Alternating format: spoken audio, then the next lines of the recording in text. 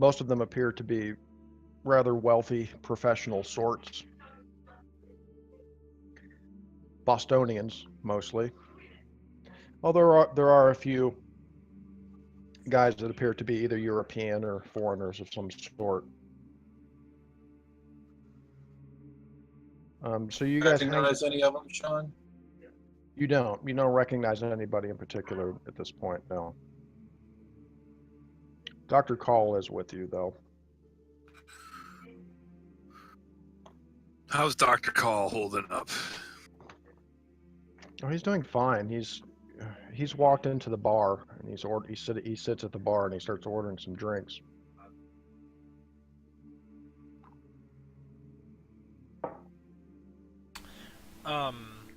Okay, so Stanford is in the lounge with everyone else. Dr. Call and John Scott are both in the bar. No, actually, Stanford and Scott you don't see them around. They kind of came into the lounge with you guys from the reception area and began mingling around, and invited you guys to get some drinks in the bar and stuff. So you guys follow Call into the bar. And you don't see them anywhere. You're looking across the room. You don't see Stanford or Scott around right now. But supposedly they're going to be serving a meal here shortly in the dining room. You can assume that they'll probably be in there with everybody. I'm gonna kind of glance around the lounge. Is there anybody that appears to be watching us or anything? Anybody that seems to be sort of out of place? Or, I don't know. I guess specifically watching us. No, not really. Can we tell Most of the people in here are just kind of chatting, sitting around in these comfy chairs, smoking pipes, drinking martinis. Does everyone seem to be champagne? Does everyone seem to be familiar with each other? From what you can tell, you assume that since this is sort of a open house night, that many of these people are probably new. They're not having any kind of initiation or anything tonight. This is basically a meet and greet for people to speak with Stanford and some of the other leadership in the order. And oh, go ahead, Sean. Sorry. You just get to know each other a little bit. Is there to see the lavishness of the lodge? It is lavish indeed. Much better than my dirt floor in West Virginia. Yeah. Are there other order leader members that we can tell around besides Scott and No, it's kind of hard to tell just by looking at them. None of them are wearing robes or anything like that. Scott and Stanford are the only two that you know are higher ups in the order at this point. Lee, Jacob, after a few minutes, a servant comes in and says that dinner's going to be served in about 10 minutes. And you notice out in the lounge there are these big double French doors, going into the lounge from the bar. And looking through the glass on the doors, you see a man out there that you do recognize.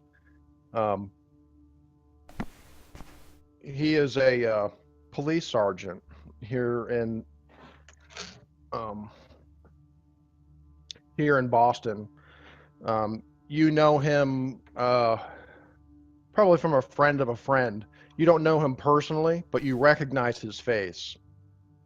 You know that he is he's the son of one of your father's former patients or something like that. And just several years ago, you were introduced to him. You shook his hand or whatever. But you do recognize him. His name's Tom Terry. And you know that he is a police sergeant here in Boston.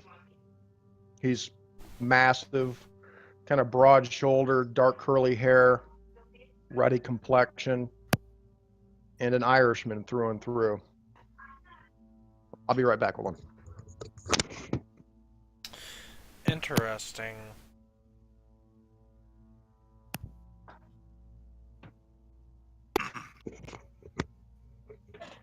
But like I said, you don't know him personally. You just recognize him. And you know So he's in the lounge area? he is. He's in the lounge area speaking to a couple of other gentlemen out there. I'll approach their group. And Okay. my pipe, and I'll walk up and I'll. Do you remember me, Jacob Crown and Shield? Ah, yes, Jacob. I believe we met several years ago. I was sorry to hear about your father. Your And kind words. he introduces you to these other two guys standing with him. Says, well, what brings you to the order, Jacob? This doesn't seem like something that you would be particularly interested in. All of this occult nonsense and so on and so forth, he says. It's with Dr. Call.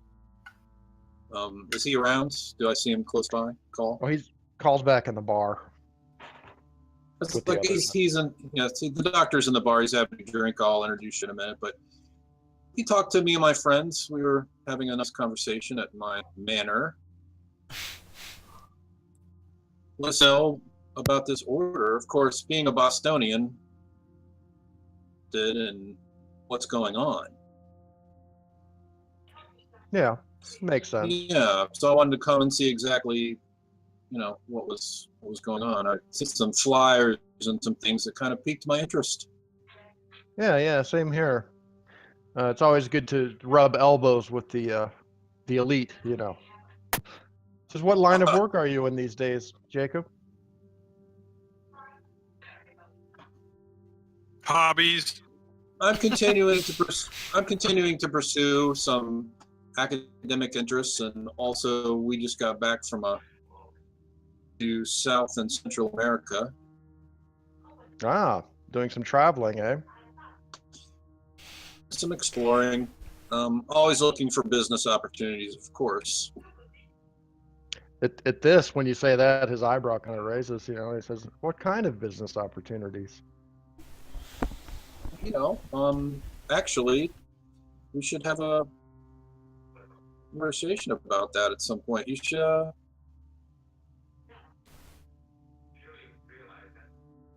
No, I think you're cutting out a little bit, Lee. Yeah, he is. You have the manor. Ah, yes, indeed. I would love to. Tomorrow, here's, I give him my contact information, and, Okay.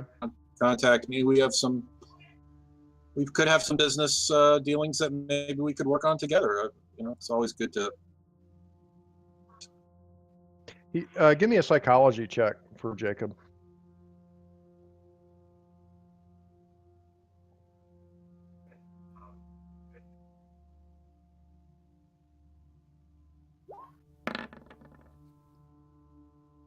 No.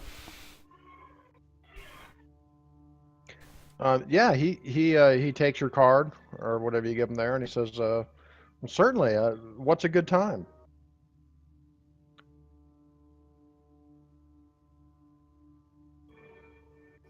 I can't hear you, Lee. Yeah, I can't hear you his audio is completely. Do lunch tomorrow. Sure, I'll come by the place tomorrow. Lee, yours is like a kung fu movie. There's like some lag. Yeah, it is like a kung fu movie. I had that exact thought. It's like he says something and then the words come and then he continues talking after, but there's no word. Let me try something here. It's without the satisfying rice cake battle, though. That's the problem. Alex, let me ask you something about Discord. Yeah. Are we all routed through the Discord servers, or does it use my computer as a client? We are using the Discord servers. Okay, so it's not like a client-based thing? No. Like, because I think Roll20 is. But Discord almost always... I'm pretty sure that's how it works, but... I almost never have issues with Discord and like other chats or anything. So maybe it is client based. I think you were connected to Discord. I don't know. I guess it is client. I'm just wondering if that might have some effect on it.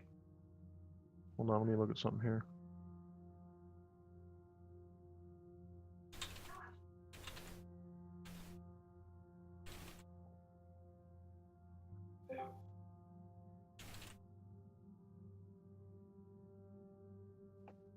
Let me try something with the video bandwidth here.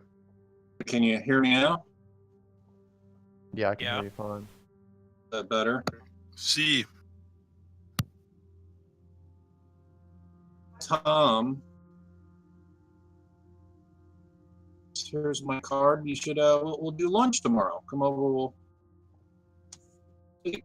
Sounds good. Yeah, and I call.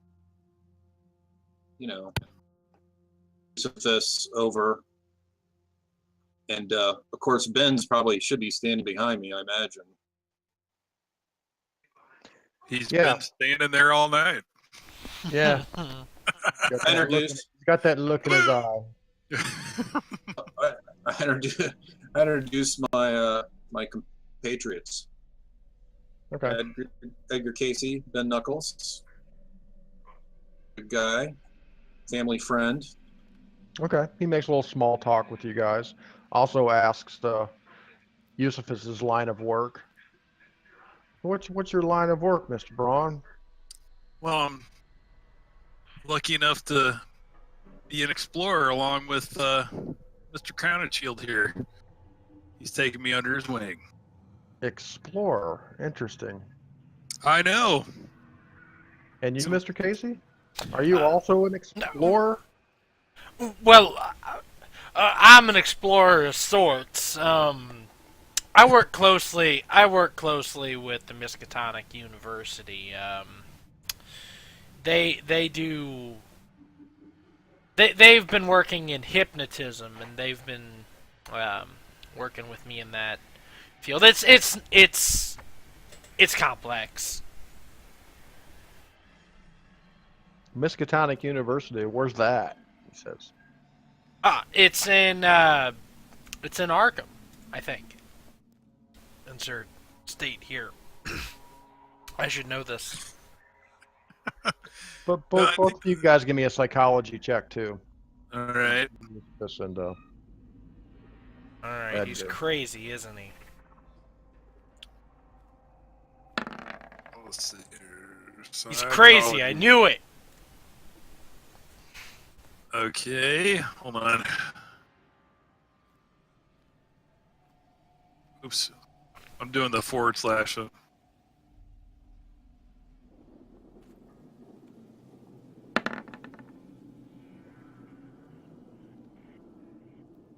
Okay, that is not a successful.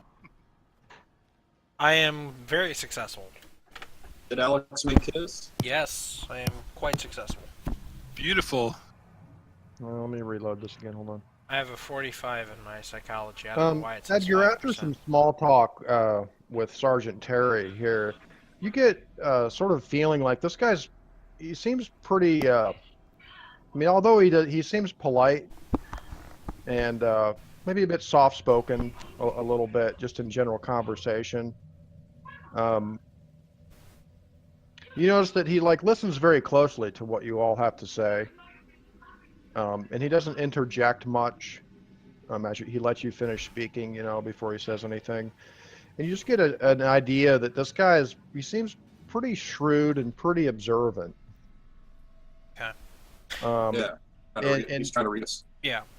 Yeah, and he seems to be kind of sizing you guys up and just kind of assessing you, asking you. Seems to have no real problem asking you personal questions. Like where are you from? What do you do? Are you married? This kind of stuff. And yeah, he seems rather shrewd and very observant. You can see, as he's talking to you, you almost get an idea he's just taking mental notes. And what's this guy's name again? Tom Terry. Tom Terry. Mm-hmm. And Mr. Terry, may I ask, what is your interest in the lounge here? What is your interest in the lodge? He says, well, I'm just hoping to grease up some of the old rich folks and some of the politicians, that frequent this place. Also, seems to be a pretty good place to get information. Because I am a cop. Yes, indeed. You seem mighty interested in business. May I ask, what kind of business ventures do you partake in? Oh, this and that. Whatever comes my way, he says. What part of the city are you still walking the beat? Or are you a homicide detective, or what are you doing right now for the department? And he says, no, I haven't been a beat cop for a long time now, because I'm a sergeant. I'm in command of about 15 officers down on the east side. How'd you guys stay busy? Oh yeah, we stay real busy. There's been quite a few anarchists trying to rile things up here in Boston the last couple of years. Do tell. Well, you guys would know this, especially Jacob. Actually, the last couple of years, there have been literally anarchists that blow up police stations and, trying to blow up, bomb plots in the railroad and shit like that. Wow. It actually has been a problem the last couple of years in Boston. Seems like a tragedy in Chicago. Also, within the last year, there was a big police strike as well that ended about 6 months ago. So that was kind of a big deal too. So there's kind of some mayhem going on in Boston right now. Oh, so, it's 1928, isn't it? It's 1924. Oh, 1924. Then yeah, it's an election year. And there's been some shit stirring up here in Boston the last couple of years, with the anarchists especially.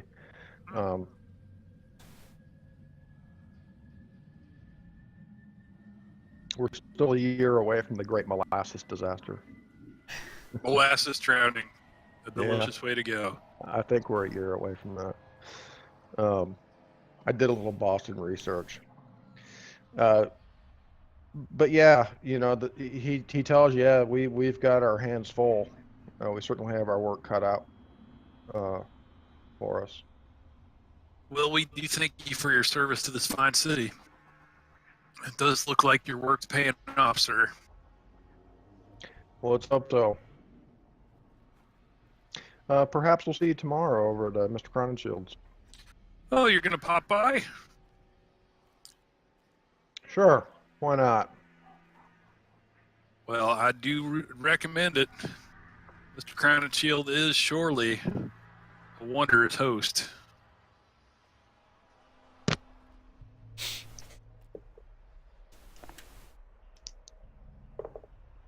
I'm gonna look around for Carl. I'm gonna look around for Carl Stanford. Yeah, you see him over there standing. He's talking to an elderly gentleman.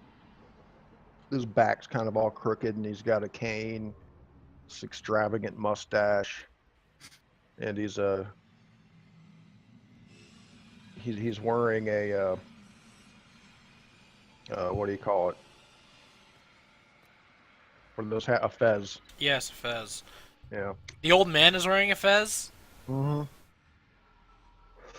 And just then, the dinner bell rings. Ding, ding, ding, ding. And the servants, are all like, it's time for supper, gentlemen. If you'll all proceed to the dining room. I'll try to seat by Tom Terry. Okay. We can get him sitting. If we can get him sitting with us, that's we attempt to do that. We're like, oh, sit with us. Come sit here. Sure. Yeah.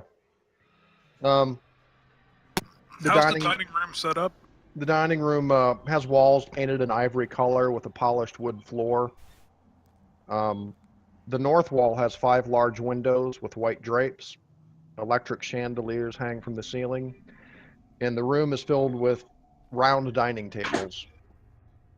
How many? At least 20. Oh, wow. I'm going to try and watch Carl Stanford's... it's kind of a tight fit, but there's seating in there for a good 60 or 80 people at least. I'm gonna watch Carl Stanford's movement here, and I'm gonna try and see where he sits and with whom. Yeah, he's sitting at a table with John Scott, and also the elderly gentleman that you saw him speaking with, and 3 other guys. They look like wealthy professionals of some kind, middle-aged. Do they also wear fezzes? No, only old guys wearing a fez. I try to direct our party towards a table that's close enough to them where we could kind of maybe eavesdrop a bit. Okay, you do. And then if they need some fancy socializing, Jacob can run in there. Mr. Case can Okay. dazzle him with some shovel stories. Go ahead and give me some listen rolls. Oh boy! Did everybody take a huge listen score? I bet we all did, didn't we? Hope we did. I put 5 points into it. Holy cow! Well, I actually did. I made it by 1! 1! That's awesome, dude. That's fantastic, man. Oh shoot, what was that other thing that I made my check on? Oh, Ecology. success! Amazing. Alright. You're real good.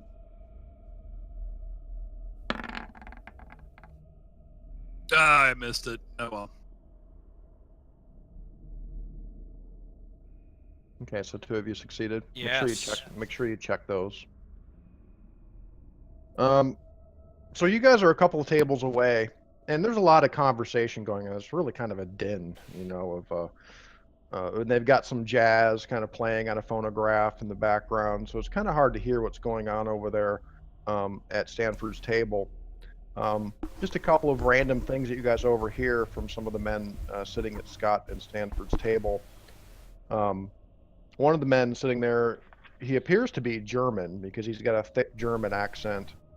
He appears to be in his 40s. Seems to be very animated and energetic. And he seems a little out of place in here because he's got this kind of bulky wool sweater, like something you would see a German guy wearing. Sure. And he has kind of a slight stature, scruffy hair, and a beard. He speaks pretty good English, but his accent's noticeable. And you overhear him say something like, "I think it's wonderful. The Hermetic Order of the Silver Twilight welcomes immigrants such as myself. Most secret societies are so intolerant," he says. And a little bit later, you hear him say something like, right to Stanford, who's sitting next to him, he says, "Science has become the new God, don't you think?" Something like that.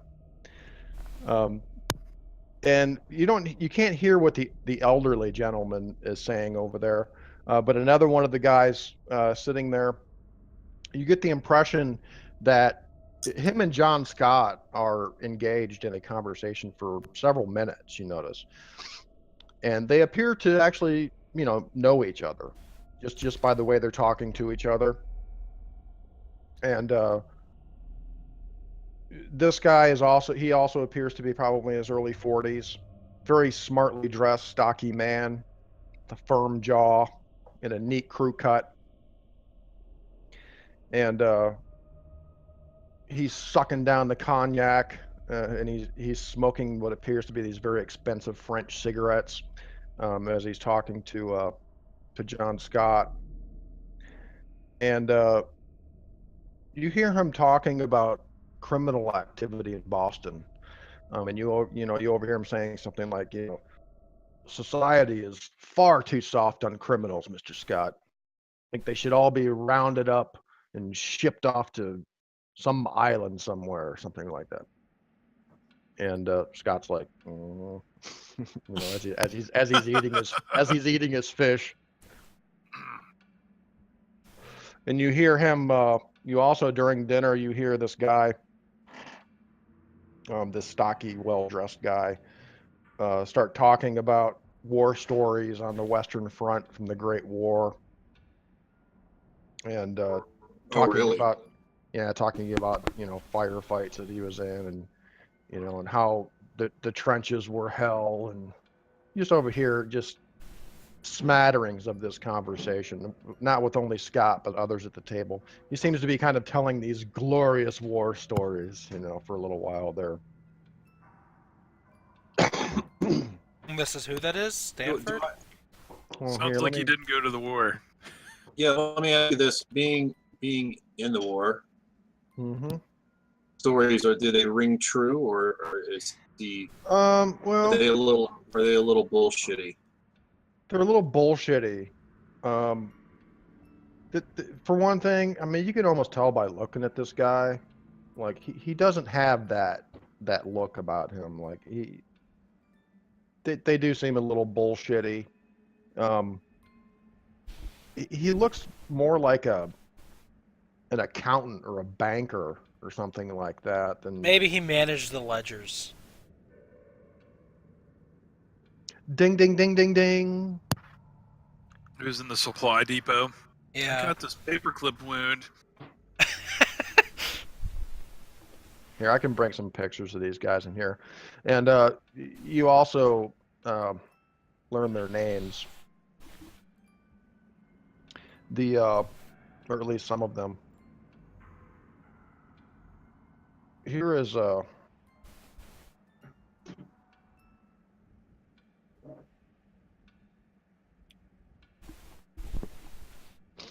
here's Tom Terry, the police sergeant.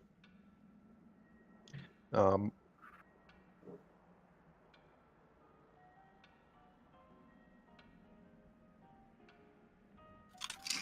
and this is the German fella sitting over there at Stanford's table. How Name's does how does Gregory Bernauer. how does Ben Knuckles feel about all this? I mean, he's with us, right? He is. Ben Knuckles is just sitting silently and just observing and listening to what everybody has to say. Okay. He's not saying much. Right. What's the strong last name silent like type. Knuckles? I don't think I would expect him to say much. And the guy telling the war stories and talking about how the city's too soft on crime, his name's Barry Pollard. And Las Holy Vegas casino cow. owner. Yeah. Truman Capote's first boyfriend. Yeah. I believe that's a picture of an actual gangster from the 1920s, but I'm not insinuating anything. Also sitting at the table with Stanford on the other side of Stanford from Bernauer is a man. You catch his name. His name is Max Reed.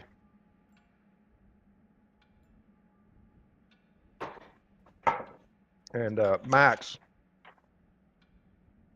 he looks like he's some kind of bodybuilder or something. He's wearing a tux, so he's a little out of place. Everybody's pretty casually dressed. Max is wearing a tux, just like all of the other servants in the place. He's about 6 feet, about 185 pounds. He looks exceedingly muscular. He's got Oh, go ahead. Sorry. he's got kind of slicked back hair and wireframe eyeglasses. He's muscular. He's got a tuxedo on. I think we have Boston's first Chippendale dancer. Yeah. You also get the impression during dinner is just kind of eyeing these guys in the conversation. You would say that just let me move the guys around here and kind of put them in a little bit of a group here. Is Dr. Call on our table as well? Yes, Dr. Call. Yeah, Dr. Call is with you guys. Well, he's Okay. at your table, yeah. Dr. Call's with you guys. You would say that Stanford, Scott,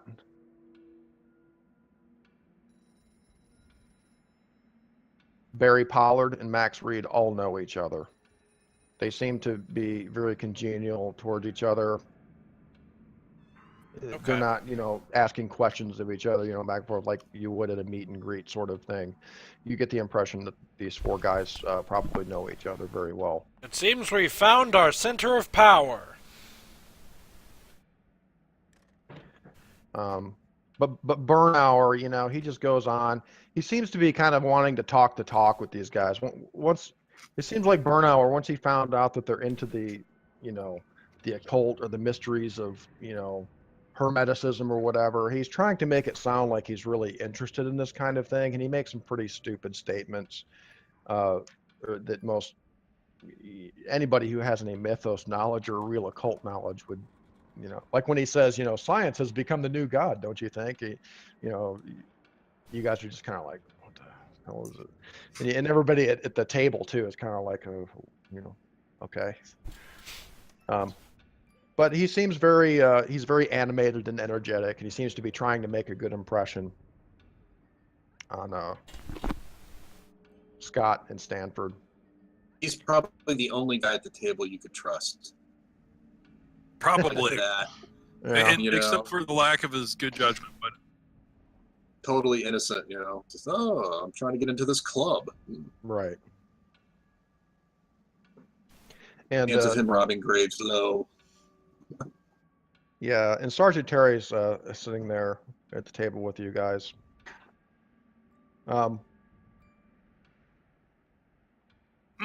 meant to ask Terry. Everybody give me a spot hidden. Here we go. The rats with the human heads come out. Not yet. Hey, I'm actually rolling well tonight. We're rocking it, man. Good. I am not.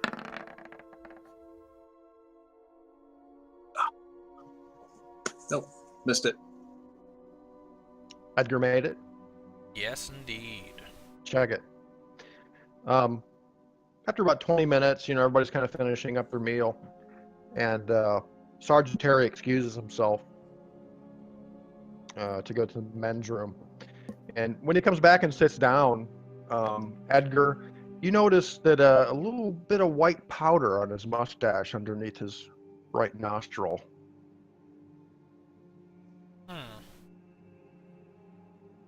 And after 10 or 20 seconds, he's kind of going like this, and he kind of wipes it away from his mustache. I see. Yeah. Gotta check the mirror, man. That's 101. What about is that the powder we need for our elder signs? Hold them down. Yeah, Wonders Edgar. Right. Okay.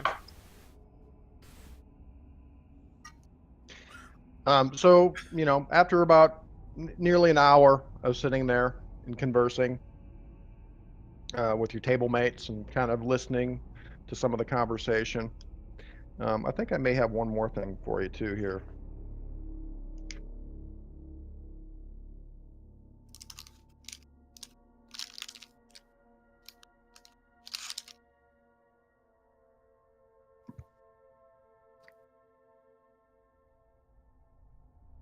No, not really. So you guys finish dinner, and everybody's kind of getting up, and they're heading back into the lounge. It's getting to be about 9:30 p.m. And some of the men kind of head off to the bar. The servants begin serving some drinks and handing out cigars, and they're carrying around a tray with cigarettes and cigars and things like that. And some of the men leave, but there's still a good 15, 16 guys hanging around. I'll grab a cigarette. Thank the Okay. servant. It Observe should be a little noted, bit. Edgar neither drinks nor smokes. But he Oh, carries a pack of matches and an empty cigarette case. I'm Well, drinking yes. I'm drinking and smoking for two of us, Edgar. You're welcome. Yes, I'll I turn have an to, empty cigarette case and a canteen. to Ben Knuckles and ask him if he called his agency, how quickly could they have a car brought out here? Says, pretty quickly, Jacob. Why? Call him and have him bring a car out here for you. Just in case, I lean into him and I whisper, I'm like, just in case we need to possibly follow. And now we got this limousine going in a limo. I'm gonna have to use a telephone. I don't think I should use the telephone here, though. Understood, man. Take the grab the limo and take it to the closest place you can get a clean telephone. Make the call and come back. We'll. I'm on it, he says. Yep. If Terry's still around, did he leave with everybody? Is he still hanging No, out? he's still there.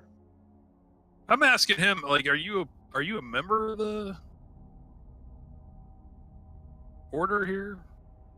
He says, yeah, I'm a member. Oh, okay. I've been a member for a while. So what? Since late last year. Late last year. Yeah. So what brought you in, and what made you finally join?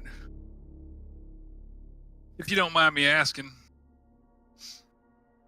He says, no, not at all, Mr. Braun. Let's get a drink.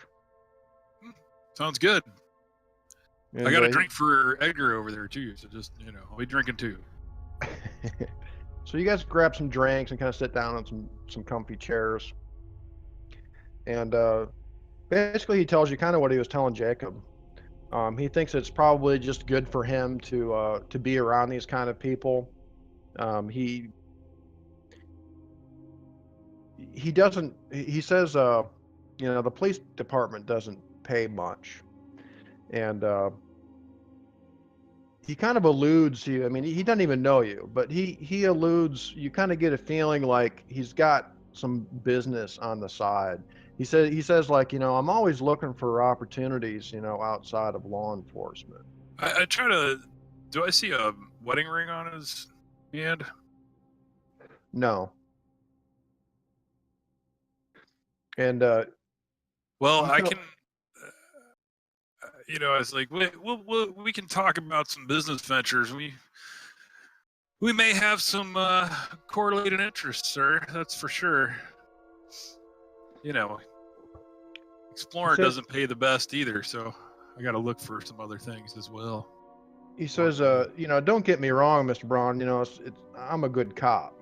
I believe in enforcing the law. Otherwise, I wouldn't be a cop. But he says, part of the reason I was interested in joining this order is maybe finding some dirt on these guys. They seem to have a lot of money, Interesting. That's like in my head, I know Yusuf is like, not sure what it told me that yet, but I'm happy you did. And then he starts kind of grilling you a little bit. He's like, where are you from? I tell him, I'm from the Appalachian Mountains. You've been an explorer for long, he says. Nah, I was in, and I tell him about my time in the Philippines War and the Merchant Marines, and so you're an ex-soldier. Yeah. You see any action? I did. I don't know if my stories aren't glorious. They're terrible, and I'd rather not talk about them. But he says, I must say, Braun, you don't seem like the type. You kind of stick out like a sore thumb around here. You know that, right? That's pretty much everywhere I go. Besides, I'm from the South. How long have you known Jacob? Well, I tell him exactly the date. I don't know how long it's been, like 4 or 5 months. Really? Not very long then, huh? No, but met him when I was out exploring. So exploring, yes. Yes. We hit it off, as you can see. So you keep mentioning that you're exploring. So what have you found, Mr. Braun? You do all this exploring. Have you found anything interesting? I guess maybe you might want to put me in the bodyguard category. I found that I like being in the USA a lot better than I do in some ass end of the world. And I clink glasses with them and drink a little. Oh, so you're a mercenary. I don't know if I'd say mercenary, but I definitely make sure we take care of Mr. Crownfield. Indeed. I'm sure he pays you well. I mean, think of him as my city and me as a police officer. How's that? I guess I'm as much a mercenary as you, taking good care of the people here. Yeah. With him again. Yeah, everybody's getting a little drunk about right now. I'm starting that second cigarette, by the way, and I'm like, Casey, I'm smoking this one for you. Edgar, during this time, you noticed something odd. Where was it? You notice this guy who seems to be kind of following around John Scott, along with this Bernauer guy. This German guy seems to have attached himself to John Scott at this point. And along with those two, you notice this guy you didn't see during dinner or before dinner. He's completely bald. His face is very kind of pale looking, and he's got these strange, like milky white eyes. You think at first he's probably maybe an albino. He looks kind of like an albino. The milky white would mean that he's blinded. Well, yeah, his eyes are very strange. Or they're cataracts. But that's the first thing that comes to your mind. Just his appearance. He doesn't look. It looks like he has some kind of affliction or something, probably. And he has no facial expressions as he's kind of walking around and sitting with John Scott and some of the other guys. His face is like a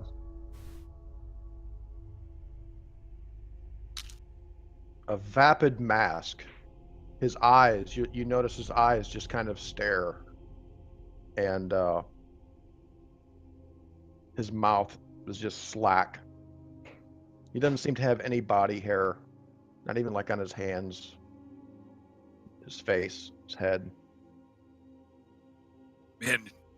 And he has, what's odd, first you notice him just because he kind of sticks out a little bit just because of his appearance, but this guy is just completely expressionless, and he doesn't talk. And he's there just for a little bit, and then he leaves back into the dining room and kitchen area after a little while. Just something you notice. Is there anybody else in the dining room? There are a couple groups of people still in the dining room. Yeah, sitting at the tables in there. Where is Carl Stanford? He's in the lounge. Is he with anybody in particular?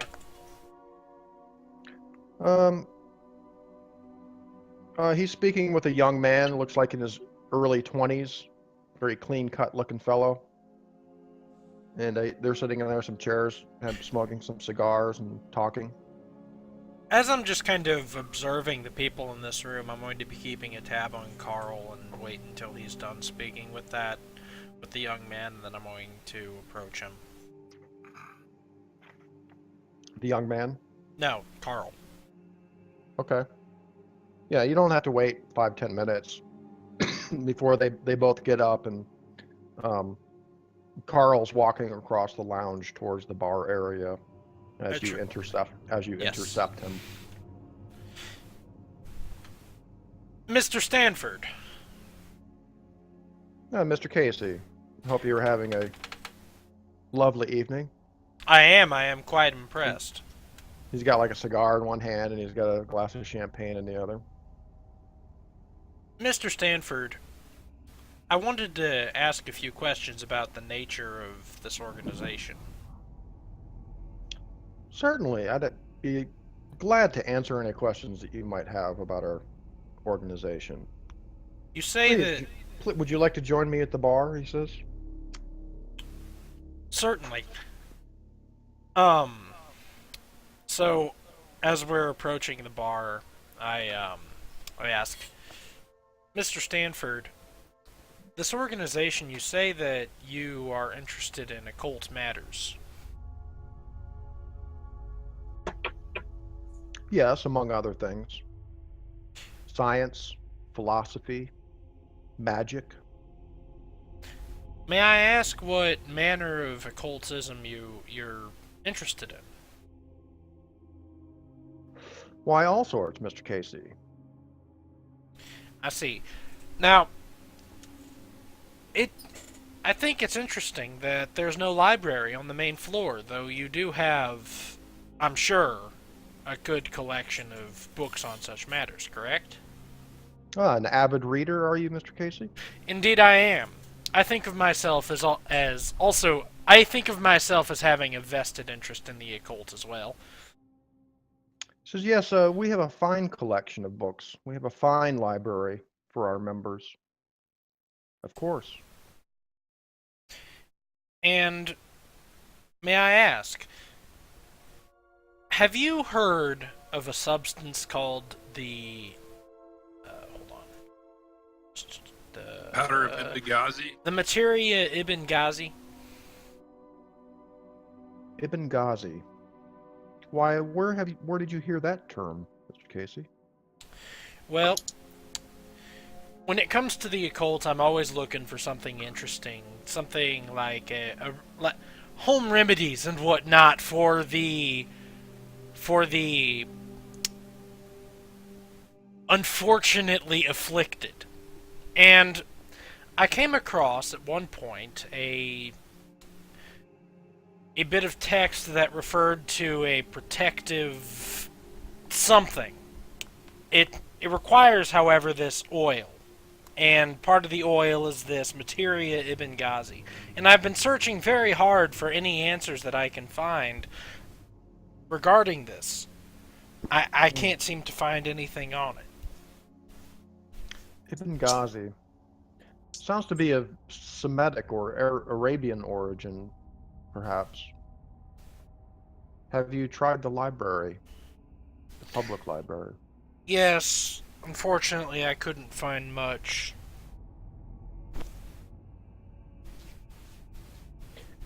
He says, well, he says, I'm very happy that you're interested in such things, Mr. Casey. Frankly, Mr. Stanford, perhaps the main reason that I want to join this organization is so that I can learn more about things such as this to help people. It's kind of a passion of my life.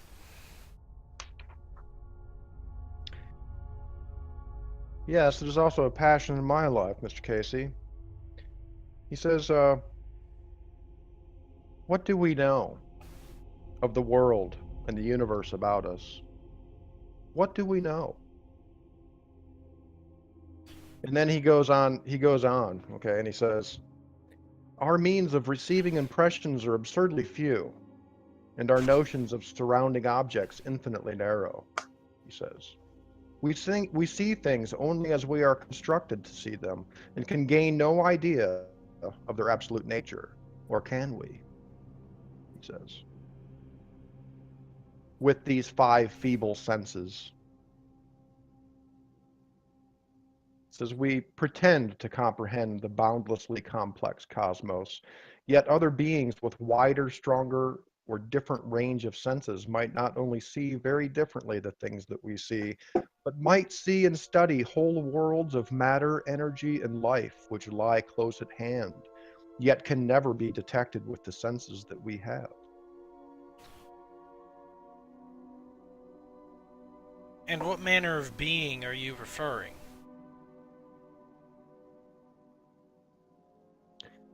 He kind of looks like he doesn't want anybody to hear what he says. He says to you, he says, no words in our language can describe them, Mr. Casey. They are things symbolized vaguely in the myth of the fall, and in an obscene form which is occasionally found engraved on ancient tablets. The Greeks had a name for them which veiled their essence, he says. The tree, the snake, the apple. These are the vague symbols of a most awful mystery, he says.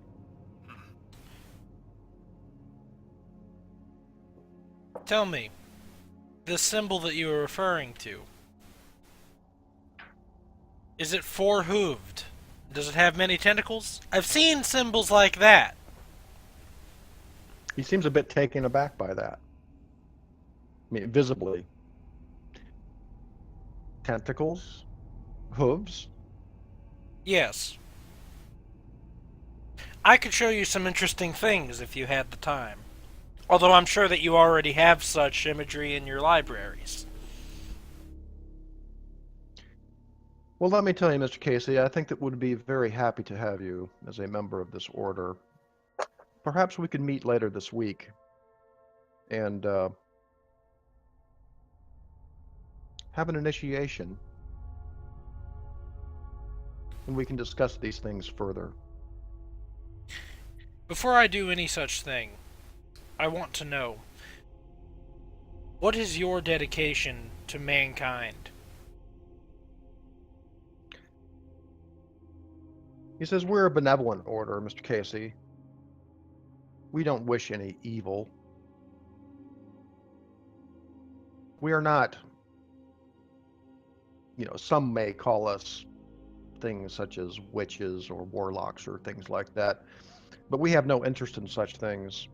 We merely are curious about science and parapsychology and magic. But he says we wish no harm to anyone. Stanford is talking to Edgar Casey right now. It's a really good conversation that I don't know anything about. Do you believe in God, Mr. Stanford? Yes. Don't you? Of course. Of course I do. Why, God has given me a great gift, Mr. Stanford. A gift that I share with people, and it is because of that gift that I seek the occult knowledge that perhaps you might have to help people further. It is my purpose in life, and if that is your purpose in life, and if that is the purpose of this organization, then I have no qualms with it, and I would love to join. You say later this week? Yes. Say Thursday evening. We are preparing to have a ritual of initiation. Give me a time and I will be there. 3 a.m. Thursday morning. 3 a.m. is quite late in the evening, isn't it, Mr. Stanford? And I laugh. Well, sometimes we wish these initiations to be rather private. So. I can understand.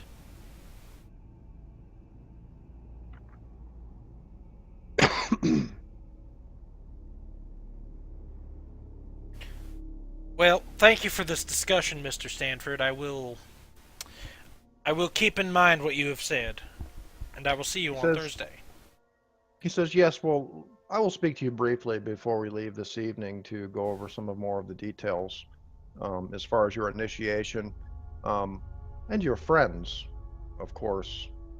What we will require or such, he says. Oh, don't discount Mr. Braun, Mr. Stanford. He may look rough, but he's a good man. I'm sure he is a fine man, Mr. Casey. And capable, I'm sure. Oh, very capable. Why, he dragged me through the South American jungles, all the way back to the ship. It was quite impressive. Well, he shakes your hand and he says, I look forward to you joining our order. You will learn great and mysterious things here, Mr. Casey. I'm sure we will become quite good friends, he says. Oh, I look forward to it. And I walk back into the lounge. Oh man, Or wherever. Okay. I can't wait to hear about this conversation whenever we hear about it. It was a really Yeah. good one. Yeah. In the meantime, while Jacob or Edgar's talking to Carl. And he seemed completely genuine, right? I mean, I think Did he? I have pretty good perception of people. Yeah.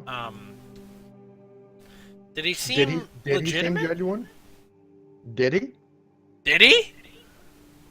I don't know. Were his facial expressions on point? Was he sneering behind his glass? He seemed to be very candid and open, didn't he? He did, which in of itself is a little disturbing. But as far as I can tell, he wasn't lying. No, as far as you can Okay. tell. All right. I mean, Or it maybe seems like maybe he was, but I don't know anything for certain. during this time when Edgar's talking to Stanford and Eusephus is talking to Sergeant Terry, Jacob, you're approached by John Scott, and he begins asking you. He says, "Mr. Crown and Shield," he says, "I'm interested to hear about your travels to Central America." He says, "What exactly were you doing down there?"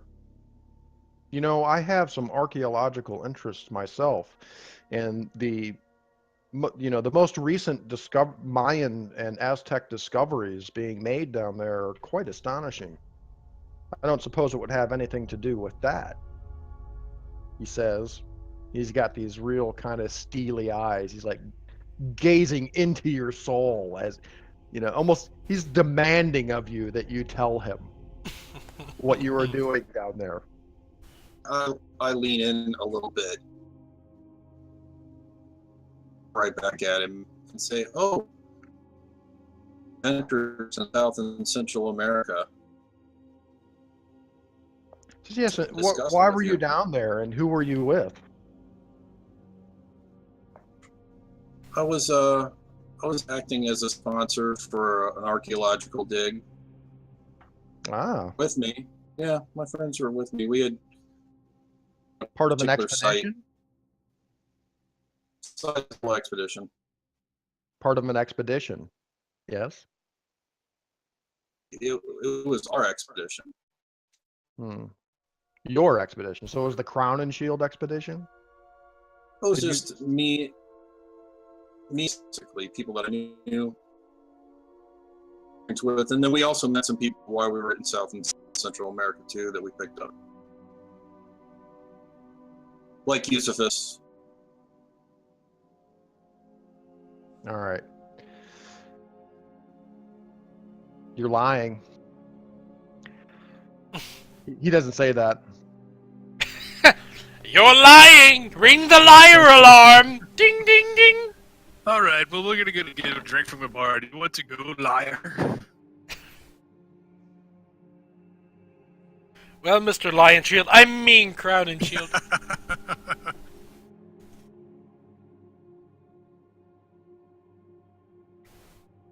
All right.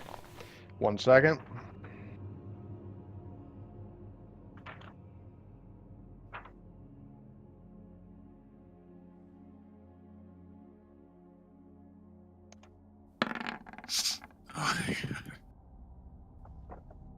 Okay. So Eusephus and Edgar, you end your conversations, and during your conversations, you notice Jacob over there on the other side of the lounge talking to Mr. Scott Keeping an eye on him. for quite a amount of time. 8-10 minutes. He's there. He's talking to them. They're just kind of standing face to face, talking. And you kind of end your conversations with Terry and Stanford. And by that time, Scott has left. And you see Jacob just standing over there, just kind of with one hand on his hip like this, and he's just kind of puffing on a cigar, looking at this art on the wall. I'm gonna walk over to Jacob and put my arm around him, like, Brother Crown and Shield, how goes it over here next to the wall, puffing away? So Jacob, you just talked to John Scott. You remember, he was asking you about the expedition. And where the conversation ended with you saying, "Oh yeah, it was my expedition," kind of. That's all you remember of that conversation.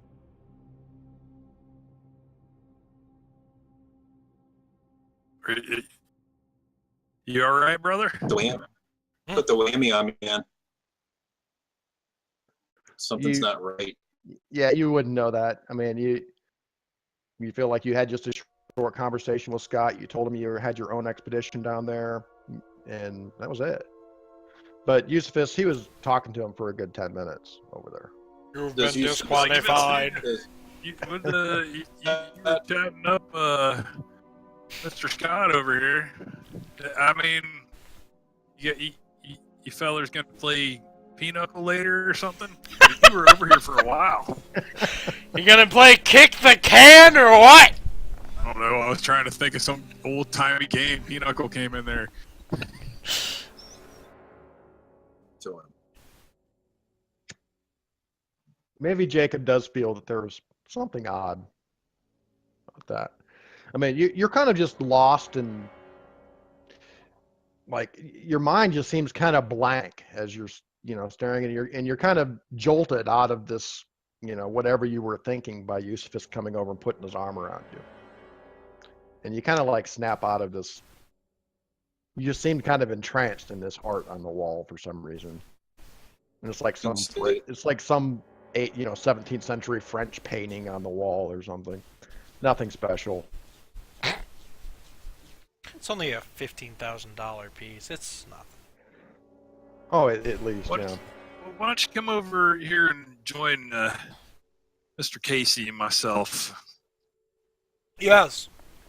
So I come striding in, seeking out Eusephus, and I guess that's the point where he wraps his arm around Jacob. Says, "You all right, brother?" He seems fine. What's the next steps here, fellas? This is a fancy club. They don't let me in these very often. If you can imagine that. Some more of the men seem to be leaving. They're getting their coats, and you can see John Scott is now out in the foyer talking to some of these men as they're getting their coats on, and he's giving them some, looks like flyers or pieces of paper or something like that, and kind of nodding his head and smiling, at them and bidding them adieu, apparently. Well, boys, I think I've made myself a deal. I say underneath, like, kind of quietly. And I say, I'll tell you more about it when we get out of here. I think that ought to be... But I have to speak to Carl Stanford before we leave. I reckon let's make it fast. I'm getting the heebie-jeebies. I agree. Okay, so you guys are preparing to leave? Yes. Okay. Bill's back yet? Not yet. As you get out into the foyer, some of the men who are leaving at the front door, Sorry, we couldn't hear you there when you were saying. You see Knuckles out front on the street, sitting in the driver's seat of your limo out there, and he kind of waves at you and he nods his head. Your men are there. Clear, gentlemen. Oh, there you Tom, Sorry, is say Tom again, Terry is Tom Terry still here? Yeah, he's still here. He's at the bar. Up What to about- Tom and say, "Oh, lunch. Good seeing you, man." Sounds great. Good seeing you too, Jacob. Take care. Have a Yep. good night. He's sitting there talking to the German guy at the bar.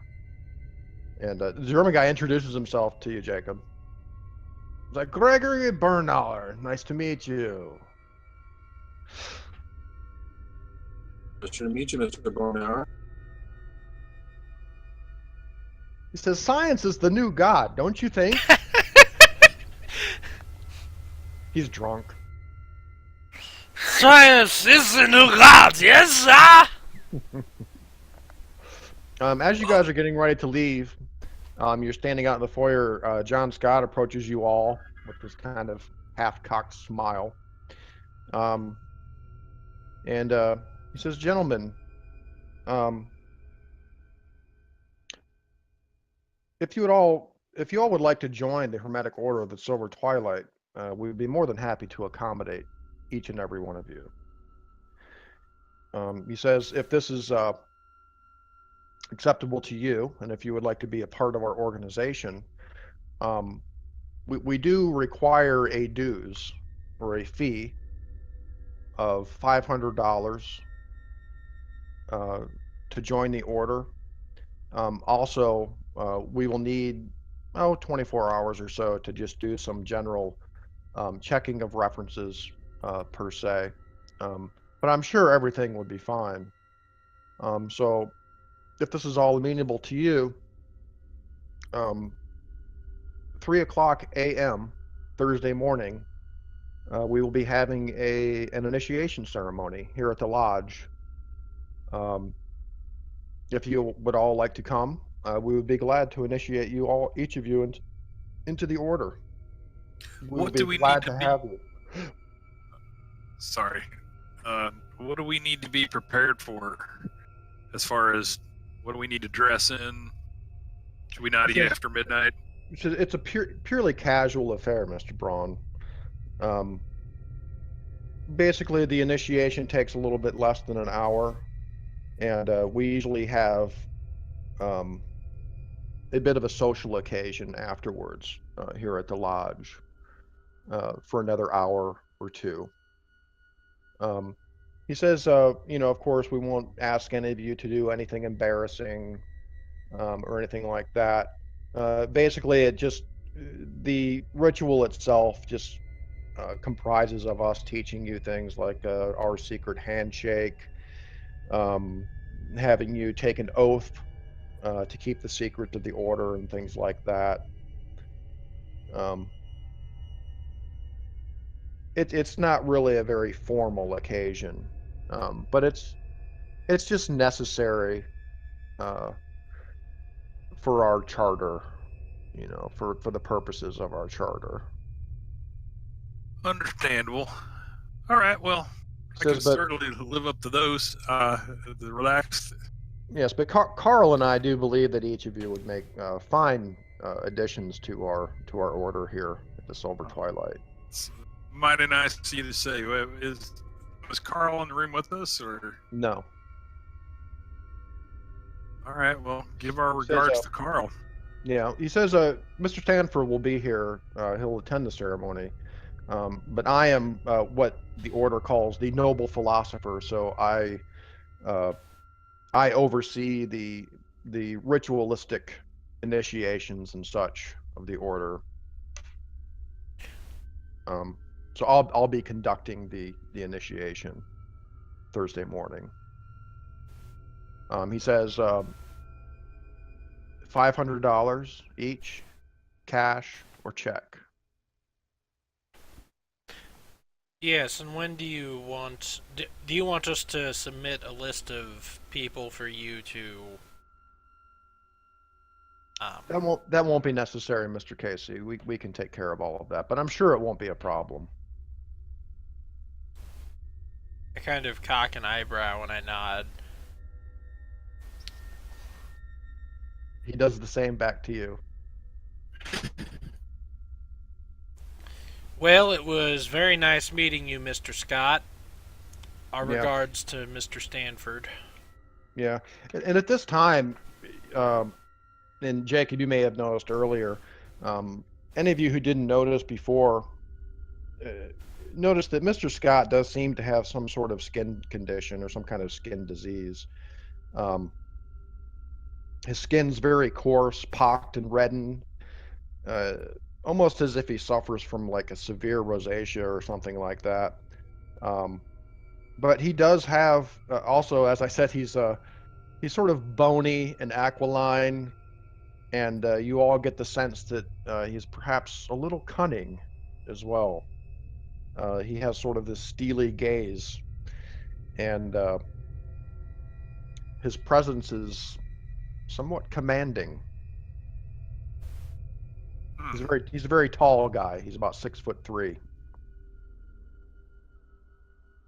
But all of you would notice the skin condition that he has, and he actually probably not so much like his picture, but he has his hair is short in the picture I put up for him, but he's got long, kind of dark hair, which is very unusual for the 1920s. He's got kind of a receding hairline, but his hair is long and hangs just loose. Okay. Well, he's an interesting sort for sure. Yeah. I can't wait to hear about the weird milky-eyed albino that Edgar saw. Yeah. Yeah. So I mean, after once we leave, Maybe some kind of foreigner or something. Who knows? yeah, because the foreigners and their milky eyes. Yeah. I tell you, my city's had enough of that. Okay. So you guys step out into the street. You can see Ben. He's across the street in your limo, and he tells you he's got another car there. It's parked a few cars down from the limo.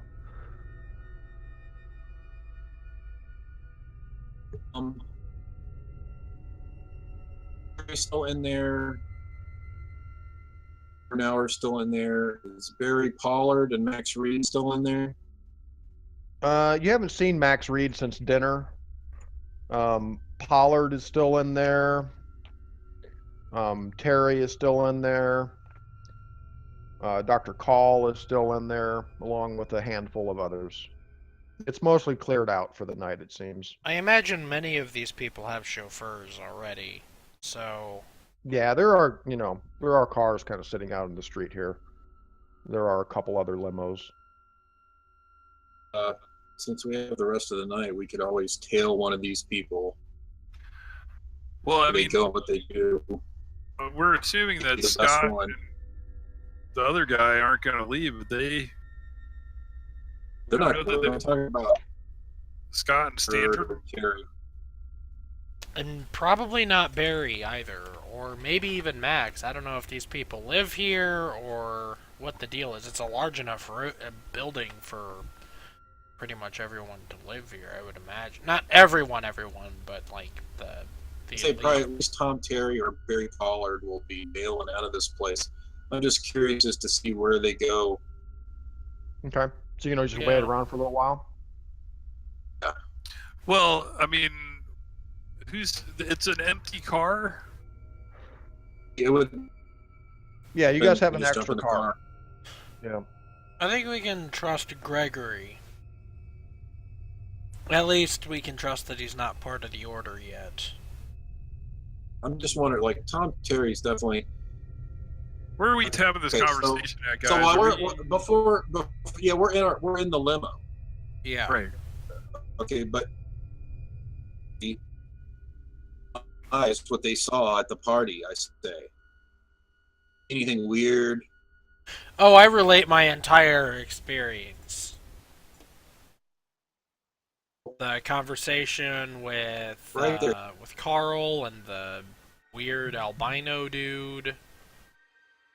Okay, and you mentioned the powder on Tom Terry's nose. Yes, and Tom Terry apparently has a cocaine Just a issue. little bit. Just The a little bit. powder of Imagazi, he could probably throw it on invisible beings and they could be Yes, he can see invisible beings with that. I or can at tell you least that. think so. So that you can see all kinds of things. Okay. Wow. Well, you are quite the investigator, Mr. Casey. Phenomenal. Call it a passion. call it fortuitous and awesome. Hmm. As awesome as that weather vane on top of this house. It is fucking awesome. It's got like a So yeah, you guys have a bit of a conversation, and each you guys would probably bring up the conversation that Jacob had with John Scott. Kind of curious, like what did Scott have to say? Yeah. And kind of oddly, Jacob, you don't remember much of that conversation. All you remember is him asking you about the expedition, and you just telling him, it was my own expedition, kind of a thing, and that's all you really remember. You put a spell on you. Hey, can we take like a 3-minute break here? Let's. All right. Yeah, Awesome. take a break for a minute. I'll get my stuff together here.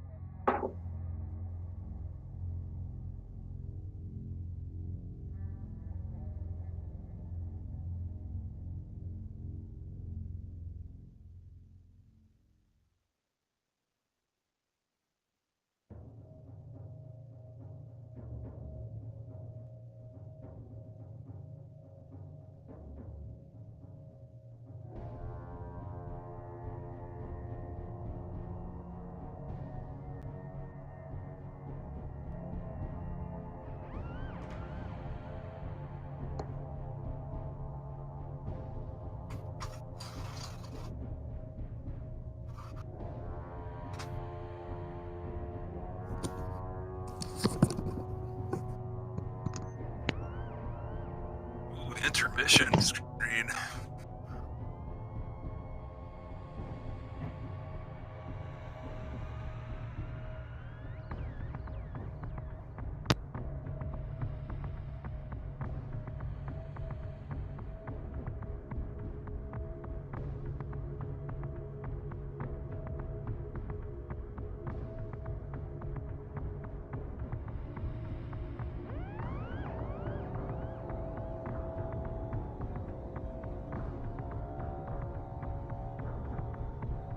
You there? I am. Oh, Yo, I don't know if you heard me or not. you're, at least for me, like, you're very choppy. Yeah, So, like, you're you'll say choppy, something- and then it's kind of like this weird, like, metallic say lag. Yeah, you'll say something, and then I can see your mouth moving, and then I can hear you like maybe 4 or 5 seconds later. So I was thinking it was just me because it seems like Sean's following you. Just Yeah, I you know, think we're just kind of perfectly. filling in the blanks. Yeah, I don't know what could be causing that. I don't know if it could be something in the settings in Discord, possibly. high quality Wi-Fi from Kentucky. The connection's pretty good, actually. I mean, Discord doesn't take that much bandwidth. Neither does Roll20. Try to reconnect. Yeah. Hey, Dad, your camera died on me. I think I can't see it anyways. I turned it off.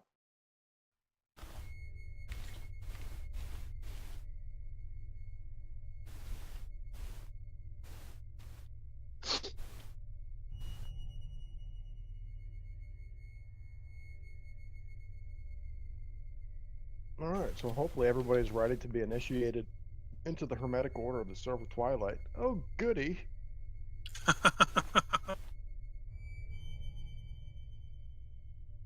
Dude, Kyle, that was so awesome the other night when we were playing that board game and we pulled that Percy Fawcett card. Wow, Unbelievable. I'm sure you were just like, and then nobody around the table understood. Well, we were just playing with my wife Angie. Yeah, it She was didn't me. Yeah, we explained it to her, but Oh, okay. so not only did it mention Percy Fawcett and like having expedition to, I think it was the Amazon, Mm-hmm. and finding the searching for the lost city of Z, but if you succeeded in that, it actually mentioned you meeting this like a young native boy Mm-hmm. who offered to like lead you to this city where Percy was looking for. Apparently he knew Percy, so we're thinking, Miguel? Really? Wow. Yeah, it's Miguel. You know? Miguel. How did he offer? He offered like this? Yeah. And then if you failed, and then the last thing on that card, if you failed it, it mentioned something about like having mosquito bites and feeling ill and stuff like that. We're like, it was just like the perfect like synchronization to. It even mentioned Percy's journal. Mm-hmm. Like when you succeeded, Yeah. you find Percy Fawcett's journal. It was awesome, and we had never seen that card before. It was cool. Wow. Perfect timing.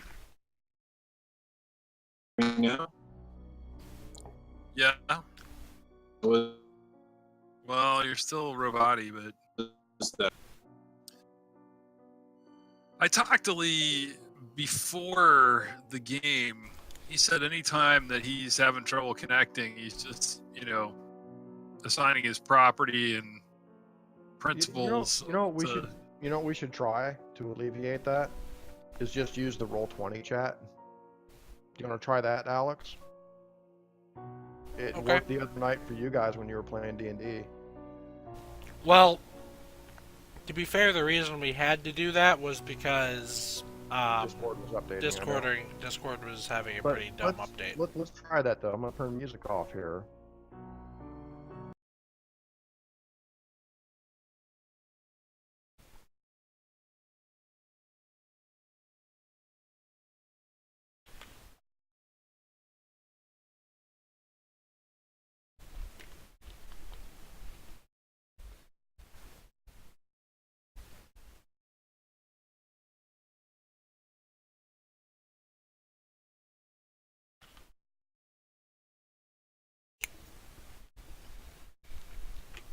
RTC.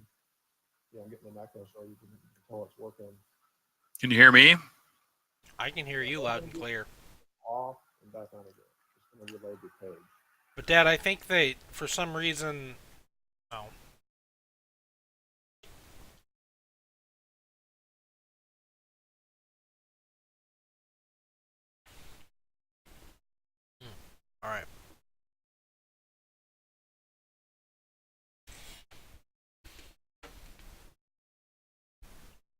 Let's try that again.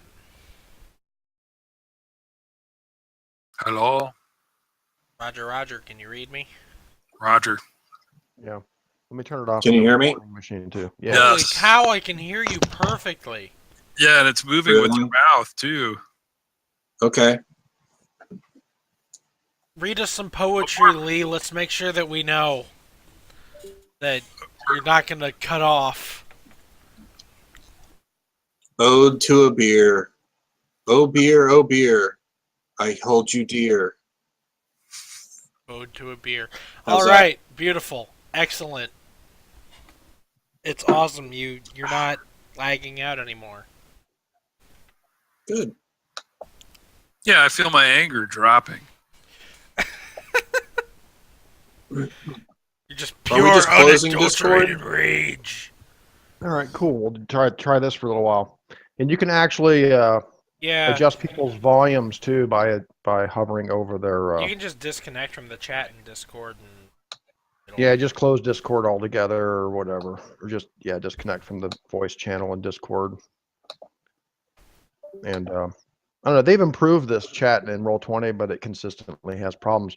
But I think it has more to do with volume, like over the weekend and stuff. You'll have more problems. I think us just playing on a weeknight, we might just be able to use this. And if that Cool. will alleviate any kind of voice problems we have with Lee, that's what we want to do. You sound perfect right now, dude. No choppiness or anything. Okay, good. And like I said, you can adjust others' volumes on by hovering over their video at the bottom there. I think you can also mute yourself as well. So let's go back over here. Everybody has perfect volume for me. Yeah, let me make sure the machine's working right. Recorder rating. yeah. So, do you guys want to follow this cop, or do you want to follow the gangster-looking guy? I think the cop is probably the best bet, just because he was kind of Shady. a little shady. Yeah. But I agree. Pollard and those guys, he's definitely shady, but he's stopping by tomorrow, I guess. I don't know. I'm a little more interested in the Las Vegas Pollard, but Well, what was it that Pollard had to offer if we follow him? Like we can. Well, learn... he was talking. He was talking to John Scott quite a bit, so maybe he's involved. yeah. Whereas Terry, he weren't ever talking to them boys, but now Pollard was up in there. Yeah, Pollard was Okay, sitting yeah. at Scott and Stansford's table at dinner, and you got the impression that they knew each other. Yeah. Both Pollard, Stanford, Scott, and Max Reed seem to know each other pretty well.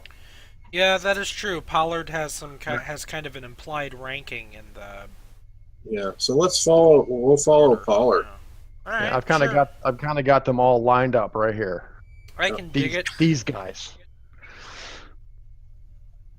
Do you want to try to follow Pollard? Because you're waiting around for a while, I take it. Yeah. Yeah, we are. You wait for a while. After about 30 minutes, you see Gregory Bernauer come out of the front door of the lodge, and he's kind of like, swaying a little bit. And you see him, he turns and he shakes John Scott's hand. You see Max Reed standing next to John Scott inside the doorway. Right. And you can tell they notice you guys out there. But Bernauer walks out to the street and there's a taxi there waiting for him. He gets into the taxi. We probably should have drove Takes down off. the road a little bit. We're The door's shut, and you guys wait. 15 minutes, 20 minutes, 30 minutes. So we will drive down the road a little ways, man. That's Okay. a good suggestion. Yeah, There's only one way out of here, right? Well, it's a residential street, so We'll pull down so they can't, far enough down so we can see anybody pulling out. okay, you do.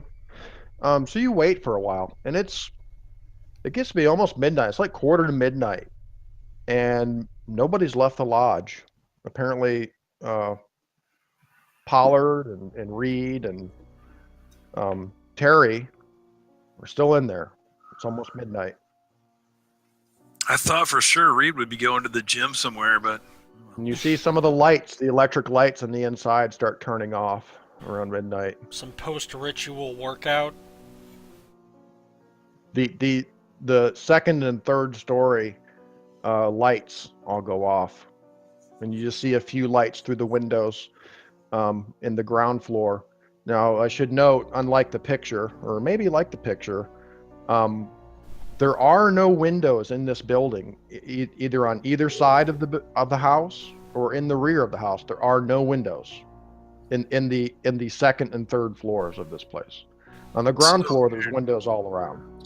Taking a look at the structure from the outside and kind of remembering where we were inside the house, looking at the windows the way they are and the fact that there's no windows in the back or the sides, does it look like there's a lot more space? You see what I'm saying? In other words, how far did that room go back that we were in the foyer up to? You know what I'm? Does it appear like there's more house there? No, not really. The second and third floors look about roughly the same size as the ground floor. Oh, okay. Yep. There are just no windows. Interesting. Okay.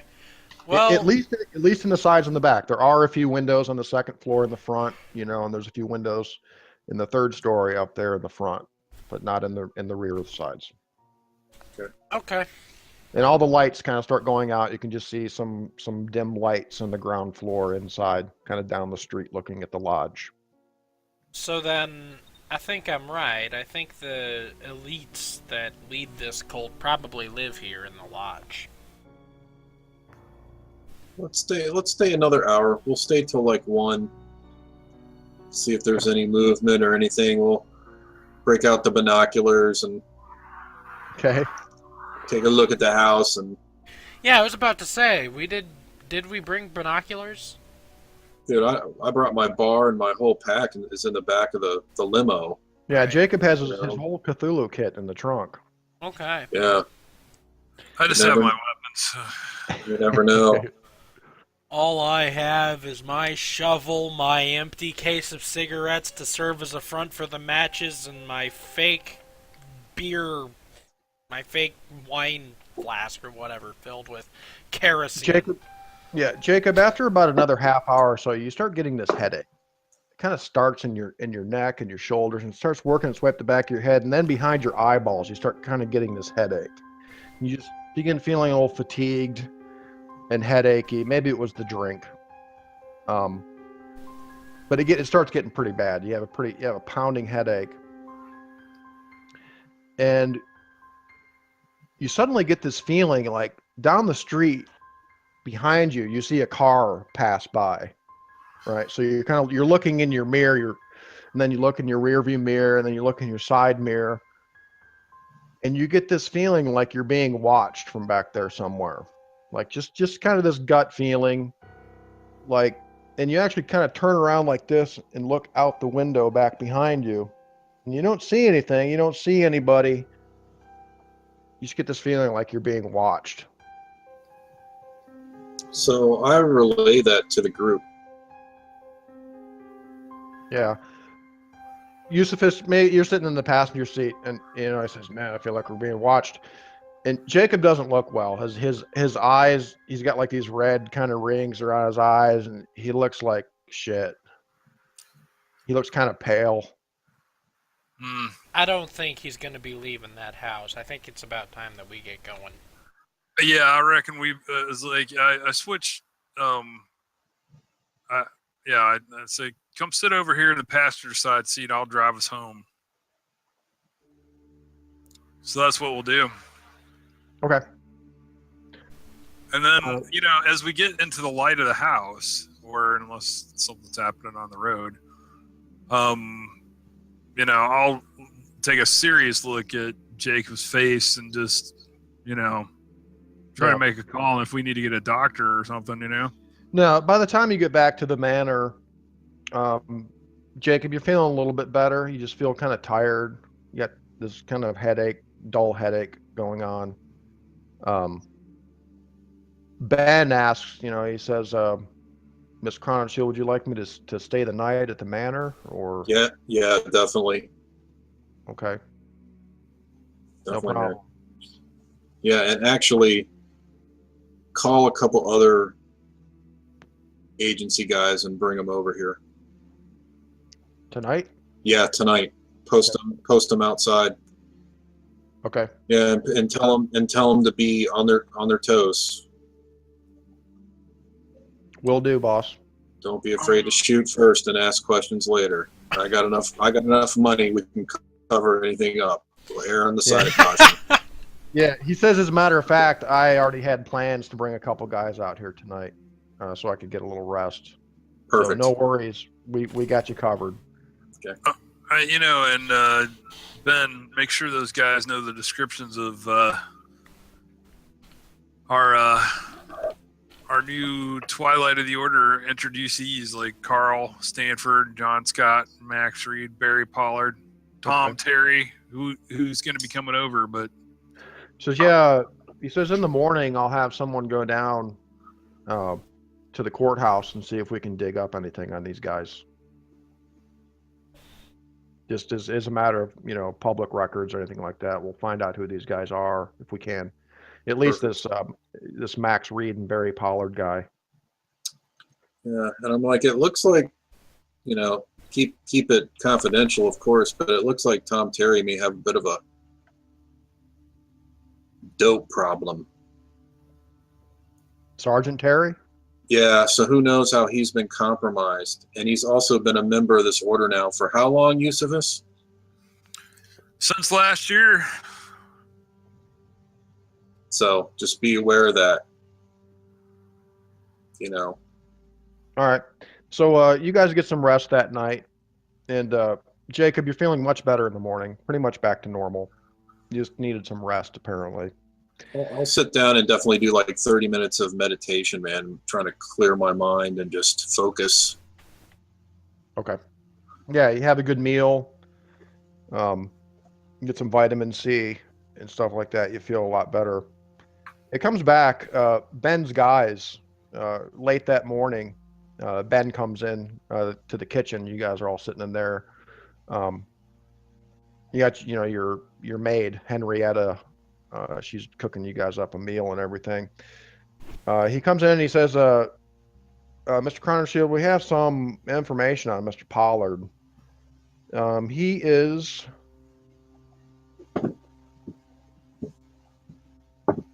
a teacher and headmaster at an all-exclusive, all-girls academy here in Boston. He's basically the principal of a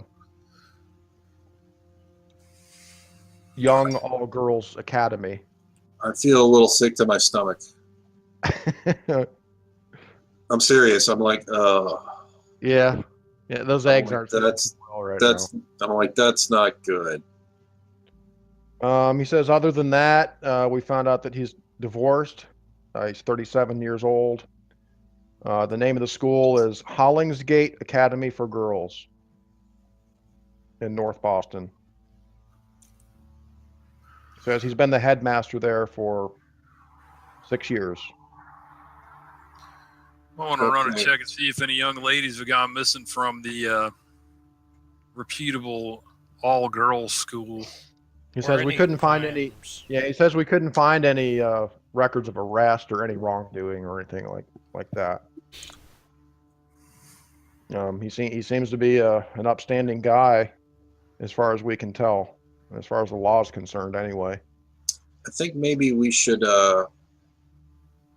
put an agency detective on him.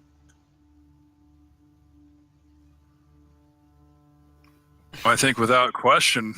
I think that might be a good idea to have someone follow this guy discreetly. And you get a shadow, and and you get a shadow, and you get a shadow. He's also a Harvard graduate. Ooh. Majoring in history, mathematics, and Latin. As a Yaley, I take offense to that. Well, can we? Anyways, I would recommend we go and see if we can dig up anything on this academy.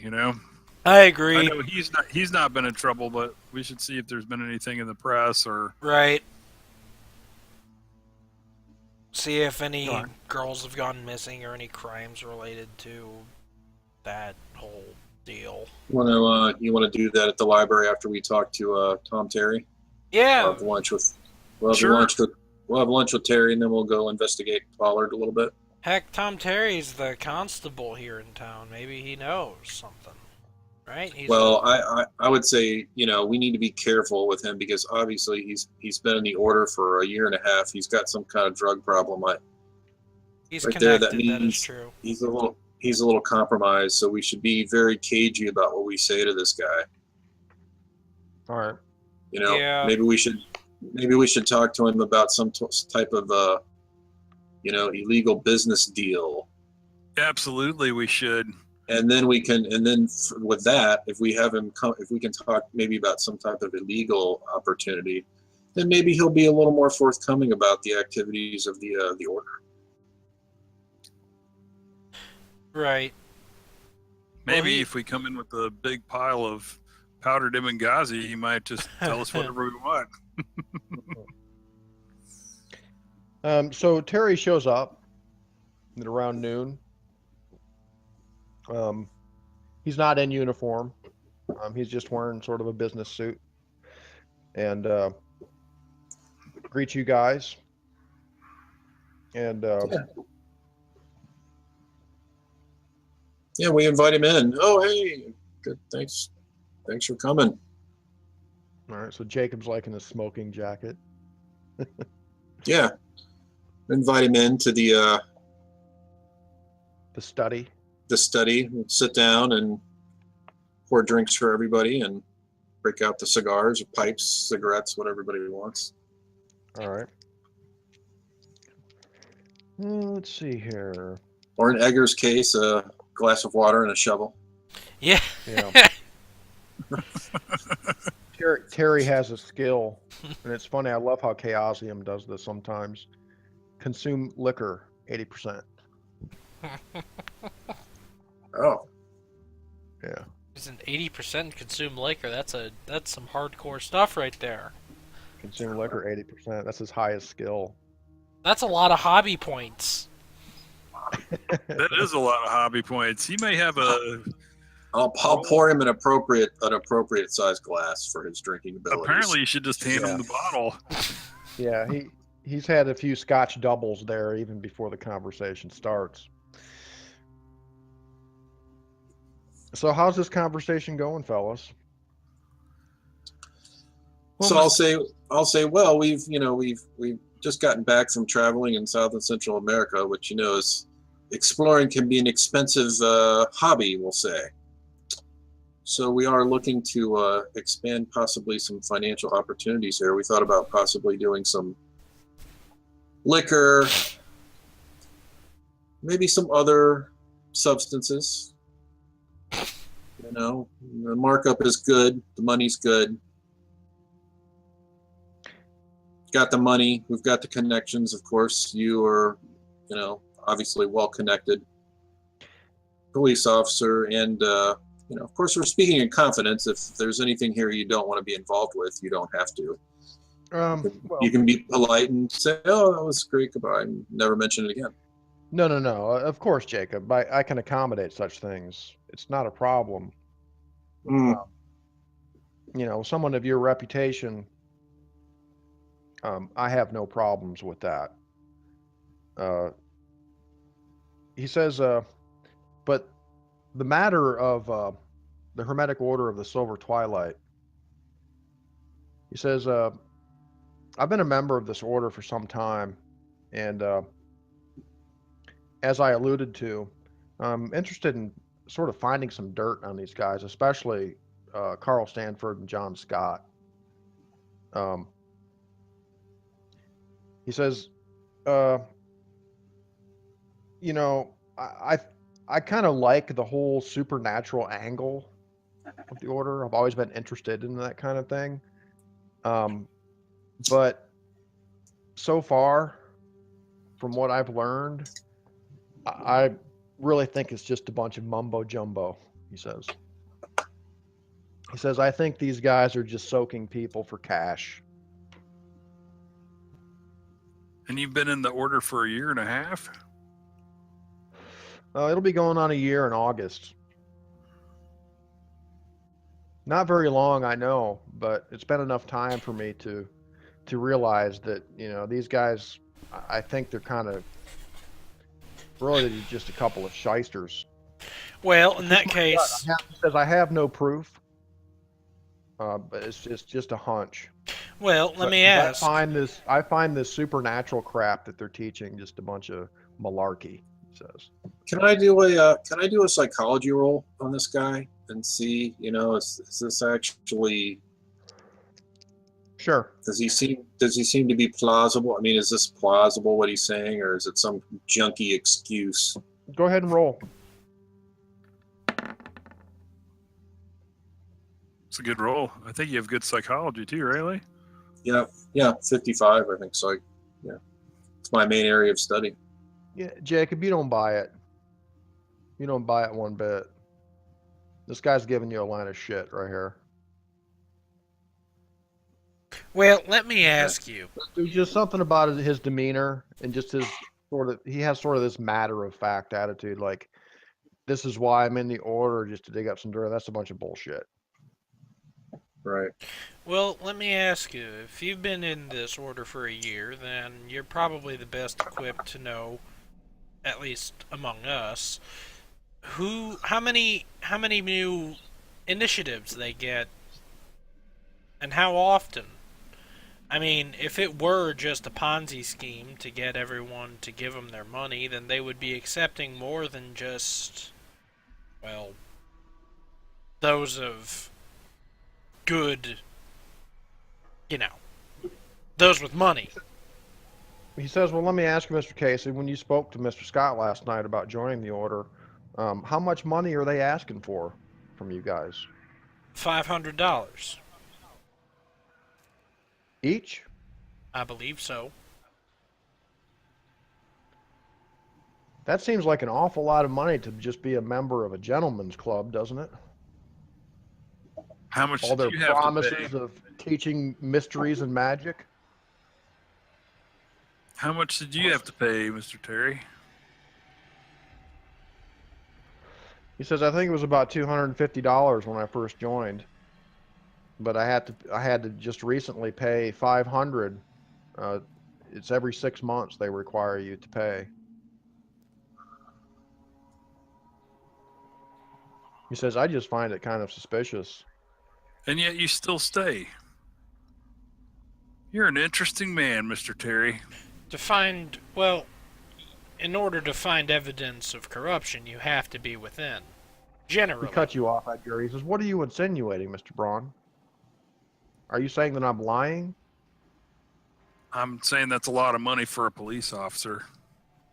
And I'm saying you definitely sound like you don't believe in what they're doing over there. It just, I find you an interesting man. That's all I have to say. It's not a criticism. It is what it is, right? I think that's why I was talking to you last night, if you recall. I wanted to know why you joined in the first place, and obviously you've come up dry on that.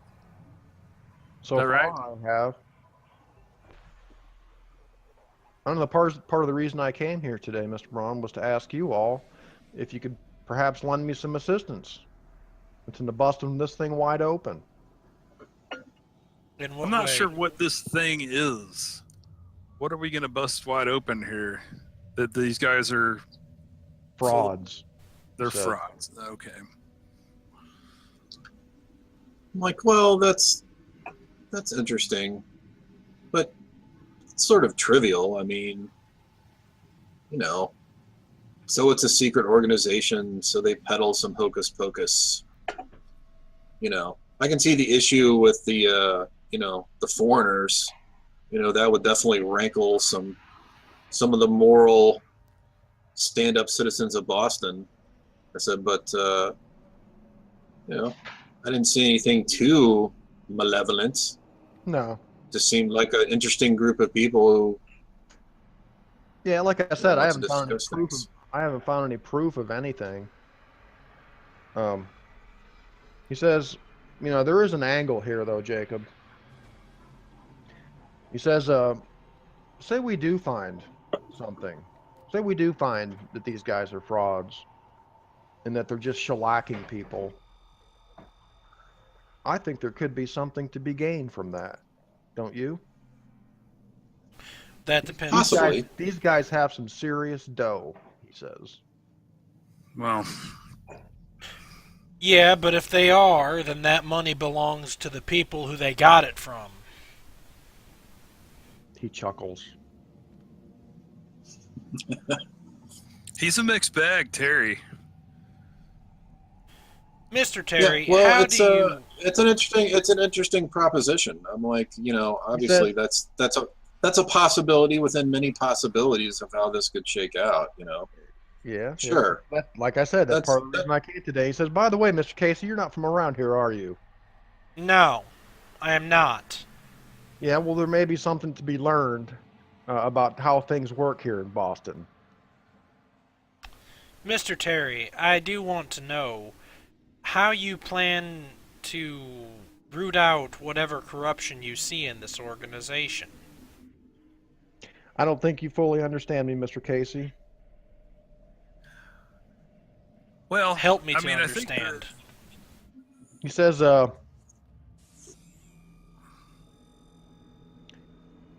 someone like me, you have to understand, growing up in the streets of Boston and knowing how things work in this day and age. I tell you what, Mr. Terry, I, I think that's for the one, am never beyond blackmail. Let's So just then, cut right to it, shall we? so then you seek to exploit these people for their power. For their money, Mr. Casey. I think I understand you, Mr. Terry, and this is more on track with what I thought we were going to talk about to begin with. We chuckle. Then we have an understanding. Pay attention, Mr. Casey. This could be lucrative for all of us, you see. But it's a hard egg to crack, as they say. Is that how they say? Yeah, as they say.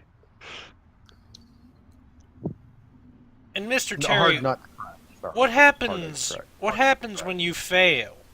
The mayor is a part of this organization. Many powerful and very rich people are part of this organization. If you fail, you could not only be out of a job, but you could be in danger.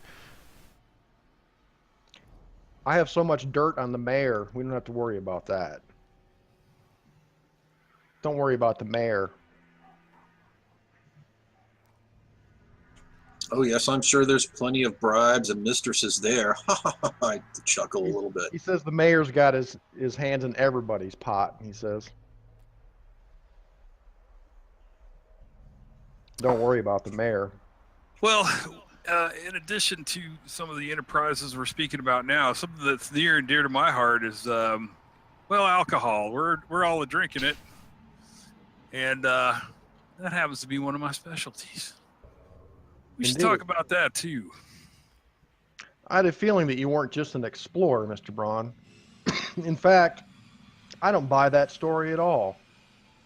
What are you guys really up to? He says. That's not true. The explorer piece is accurate. It's just that, much like yourself, you're a police officer, but you're looking for avenues of money outside of that. Same thing. Can you buy that about yourself? Then you can buy that about me. One of them doesn't pay as well as some of the others, but that's really. I'm like, so the 15 cops you have under your command, they're all good police. And what I mean by that is they're all, They're loyal to a man, he says. Good, excellent. So as far as the area that they police, any type of alcohol distribution in that area would be tolerated if it was by the right proprietor, correct? We own Boston, And they were getting. Mr. Cronin Shield. Yeah, and you guys are getting your appropriate piece of the action. as usual. Yeah. So that's really what we need to look at as far as distribution, how much use of this can get per month instead of some type of distribution. Would you be bringing this from the Caribbean, Yusufus, or are you getting this from Scotland? Where's the source? Well, yes, the source would be Europe. Of course, they have no trouble sending alcohol our way. And of course, my friends in the mountains. Let's not forget. I imagine Canada would be even easier. Yeah, I'd imagine that Yusufus, being a smuggler, would be doing most of his business between Britain, Canada, and Atlantic City is where most of it comes in. Right, that's going to be all the high grade, and then probably some, like he's talking about, as far as moonshine. Yep. That's a Yeah, So- the stuff, the stuff Yeah. that's cut and watered down and stuff is a lot of the stuff that's made, in the States. So once we establish how much product we can get and at which, how frequent, let's get our product into the places that are already there. Sure, your officers can be motivating in that way. He says, yeah, it can get a little complicated though, Jacob. You have to understand.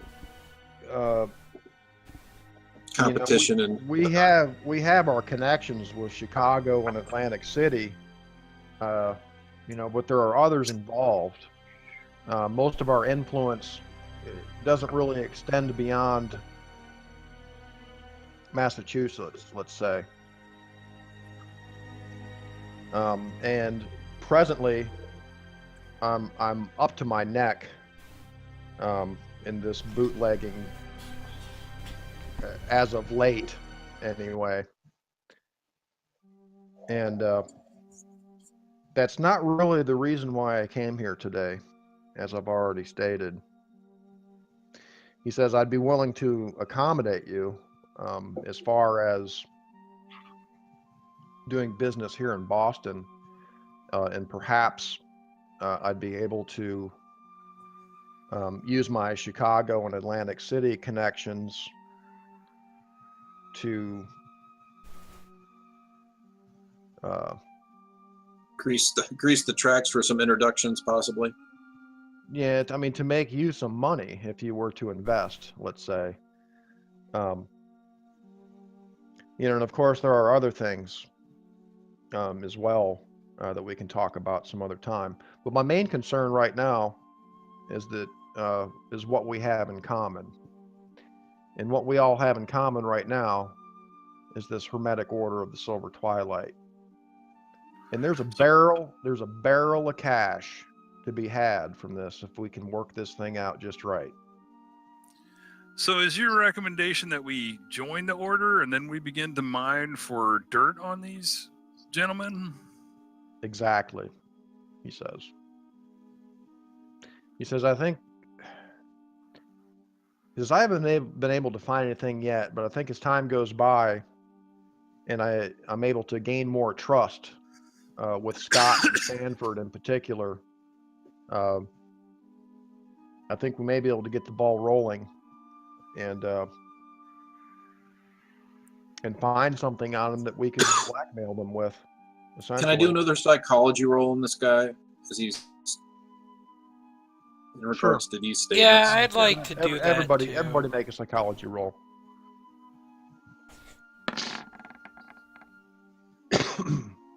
Oh yes, 13. Nailed it. Jacob made it. Hmm. Casey failed it. I definitely failed it. All right. He seems to be pretty sincere in wanting to make some cash off of this. And he certainly seems sincere when he starts talking about blackmailing them. The one thing that you noticed earlier that he didn't seem very sincere about was how he feels about their whole supernatural angle to this. So he's seen the magic work, but he's Right. still. You think that he probably knows that there may be, there's something more to it, that he's just kind of discounting it as a bunch of bullshit, a bunch of mumbo jumbo, as he calls it. But you don't think he really believes that. It's probably some weird, Right, but wild shit. But he does believe in But he blackmail. does. Yeah, but he is sincere about his desire to blackmail these people, basically, right? Oh yes. Well, that Yep. makes me actually. That's better. I think we can work with you, Mr. Terry. I got a Yeah. good feeling about you. Especially after I all think that whiskey you're putting down. Sweet Jesus. You got a wooden leg or something? Christ almighty. Bring this man another drink. He goes, Jacob, this is some top of the line hooch right here. Oh yeah, only the best. Of course, some more scotch for him. That's some of mine So, well, that it's I brought in, see? Yeah. So we, do a cheers and All so, right. yeah. There's lots of money to possibly be made here. It's nice. All right. So before the conversation ends, he kind of pushes a little bit more. He wants to know more about this exploring expedition traveling thing that you guys are talking about that you did recently. And the way he puts it would be like, he'd be like, fellas, I'm really interested to hear about your travels. I've always had, some interest in history and things like that. He says, where exactly did you go and what did you do? Well, He says, how'd you get, and he goes, by the way, Mr. Braun, how did you get those scars on your face? Was that in the war or? It was a engine accident. I got some fuel on me, caught on fire. But as far as the stories we've got, we can give some general ideas, but we are going to put together a recounting of the tale, as it were. And it sounds like you understand the profit, so we can't give all that away. Well, I'm not taking. I'm just asking, just out of curiosity. This is what you think I'm going to sell your story? Maybe. I might if I heard a good one, yo. He says, well, it must be a damn good story then. It'll be worth the wait. He says, all right. He says, all right, gentlemen. Well, I can tell you, I found malaria. I found a good friend in Jacob Crowninshield and Mr. Casey here. And like I said, at the clubhouse with the other fellers, I'd rather be in the USA than some ass into the universe, if you know what I mean. Hot, bug-ridden. Like we're still recovering from our experience, to be quite frank. I tell you what, Mr. Terry, let's stick in together. Let's make sure we understand each other as well as we think we do. Then we'll tell you some more along the way. How's that sound? perfectly acceptable, Mr. Braun. Says, he looks at his wristwatch. He says, I have a meeting in about 20 minutes. I'm going to have to leave you gentlemen to your day. He says, I'll be at the lodge later tonight if you plan on attending the initiation ceremony. Is that tonight? Oh, before Yeah. you leave, Mr. Terry, what does the initiation ritual contain anyways? What are we in for? He says it's a bunch of occult mumbo jumbo. So then He says they give some speech, and then he says they blindfold you and they put these robes on you and they lead you into the lodge hall in the second story. And Scott, who they call the noble philosopher, swears you in to the order. He says they make you take an oath, and they teach you this stupid handshake, and that's it. Did you at feel least- any different after you did it, or? No. may I What kind of ask, oath? what was He says the you oath? become he says the oath just comprises of promising to keep the secrets of the order, to seek knowledge, to live according to the principles of the order, just a bunch of other bullshit. What are the principles of the order? Well, that's exactly what I'm trying to find out, isn't it? How can you follow the principles of the order if you don't know them? Well, here's what they would have you believe. They have 3 degrees of membership. When you first join, you're a neophyte, which equates to what they call science. The second degree is initiate, which they consider the degree of philosophy. And then the highest degree is a third degree, which is called master, which they equate to magic of all things. Uh-huh. And those are the Interesting. principles you're supposed to swear by? Yeah. It's just a bunch of bullshit, really.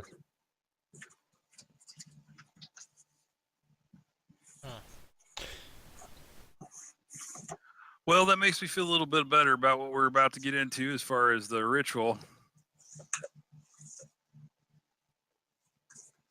Yeah, that's about it, he says. He says, well, gentlemen, I have to run. I hope to see you tonight at the lodge.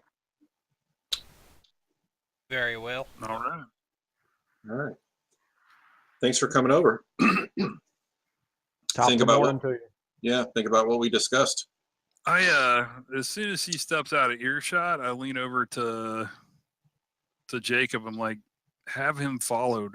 Oh yeah, I grab Ben, call Ben over, and I'm like, follow that guy. All right. About 45 minutes later, Ben calls you and said that he went right to the lodge. And he's there now. That wormy fuck. As Oh. I was thinking about knocking him out right there while he was sitting there in the chair, just pulling my pistol out and slapping him across the face with it. But I could have Chance hypnotized to him. What we the can do- basement or something. yeah, exactly. Into the basement with you, dude. What we can do is call him out at the initiation, like turn it into like a Jerry Springer thing. Like, before we get started, I'd like to accuse Tom Terry of if you'll give us a deep discount on our initial fees.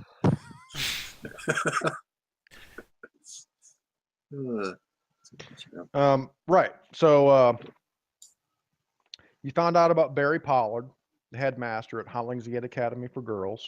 Oh, we were gonna run down to the library and see if we could find anything about anything Yeah. on the girls' school. Yeah, that's easy. You find nothing. Well, it seems like every other visit I've had to the library, except for a few times. But I mean, you confirm that he is indeed a teacher and headmaster at the school, but no evidence of any kind of wrongdoing or nefarious activity.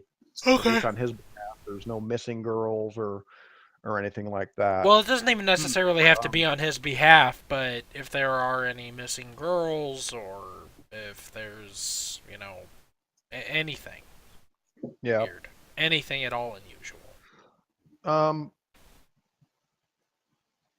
You make a well, of course, one of the steps would probably be to make a call to the school, right? Just to, Yeah. maybe confirm that he is the headmaster there or whatever. Of course. And just to see if you can glean any information out of maybe a secretary, or maybe a fellow teacher or something like that.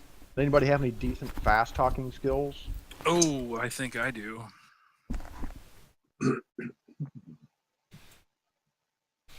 Maybe I'm confusing that with the tennis player. I think you have. I know Yusuf has persuade. Fast talk, I have 20. Persuade, I have 65. So Yeah. I mean, Persuade. basically, it would take. Well, persuade takes a little more time. Persuade's Okay. not something that you persuade somebody immediately. It's more of a, you could use persuade, but it would be more like a trying to talk to somebody to get them to do something for you over time or in the future at some point. It's not an immediate thing like fast talk. What I'm thinking is maybe calling the school and posing as some other headmaster at a school or from some educational institution or something, Right. asking for records or information on Mr. Pollard or something like that. So if somebody wants to try that, give me a fast talk roll. Just one of you. Who's got the best fast talk? 5%. Yep, that's Lee? me too. That's All right, me well too. then, that's me. They're gonna have to deal with It's me. up I to don't- Mr. Braun. What about Knuckles? Oh, Knuckles. Yeah. I'll bet he's got a good fast talk actually. By the way, here Knuckles' stats. You can click on Holy that and cow, look it up. he has a 55! Yeah. So he keeps Yep. fast talking his way into more time Oh. at the house here. He's getting a huge amount of money. So you want him to try it or do you want Braun to try it? Oh, Oh, I think he should try. He's 30% better than me. I mean, that's a lot.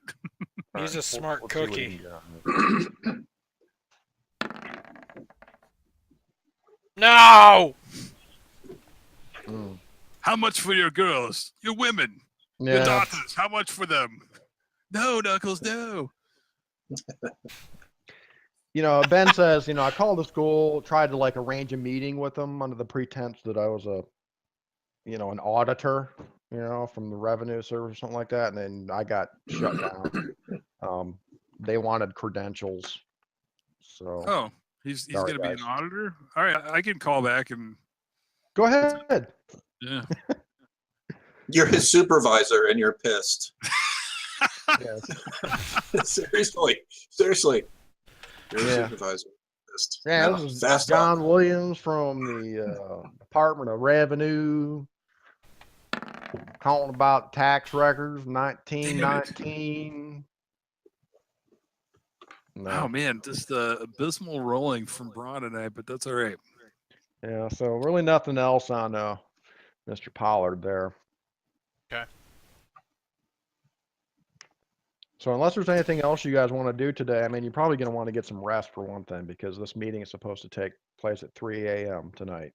Okay. Well, So here's the question though. Do we want to go through with this initiation or do we just want Yeah, to we should talk about that. It's like, I how far think- do you guys want to take this?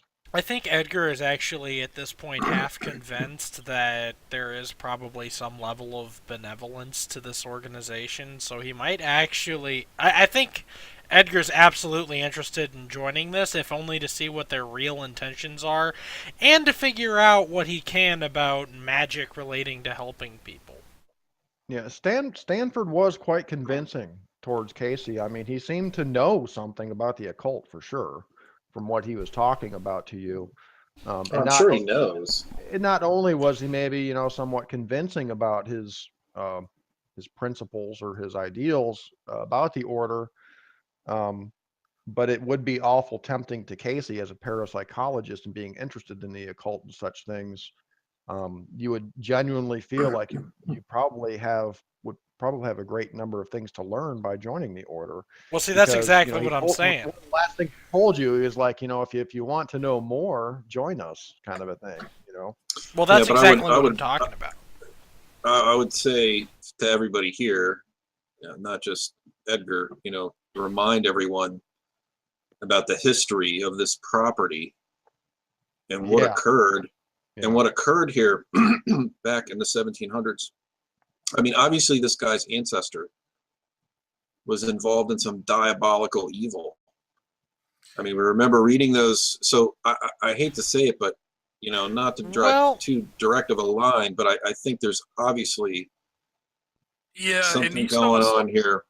And outright. I mean, your stories from the evening, Mr. Casey, I can understand, but I can, the milky white-eyed albino and some of the other things you specifically witnessed. I mean, you had a much more exciting night than I did there.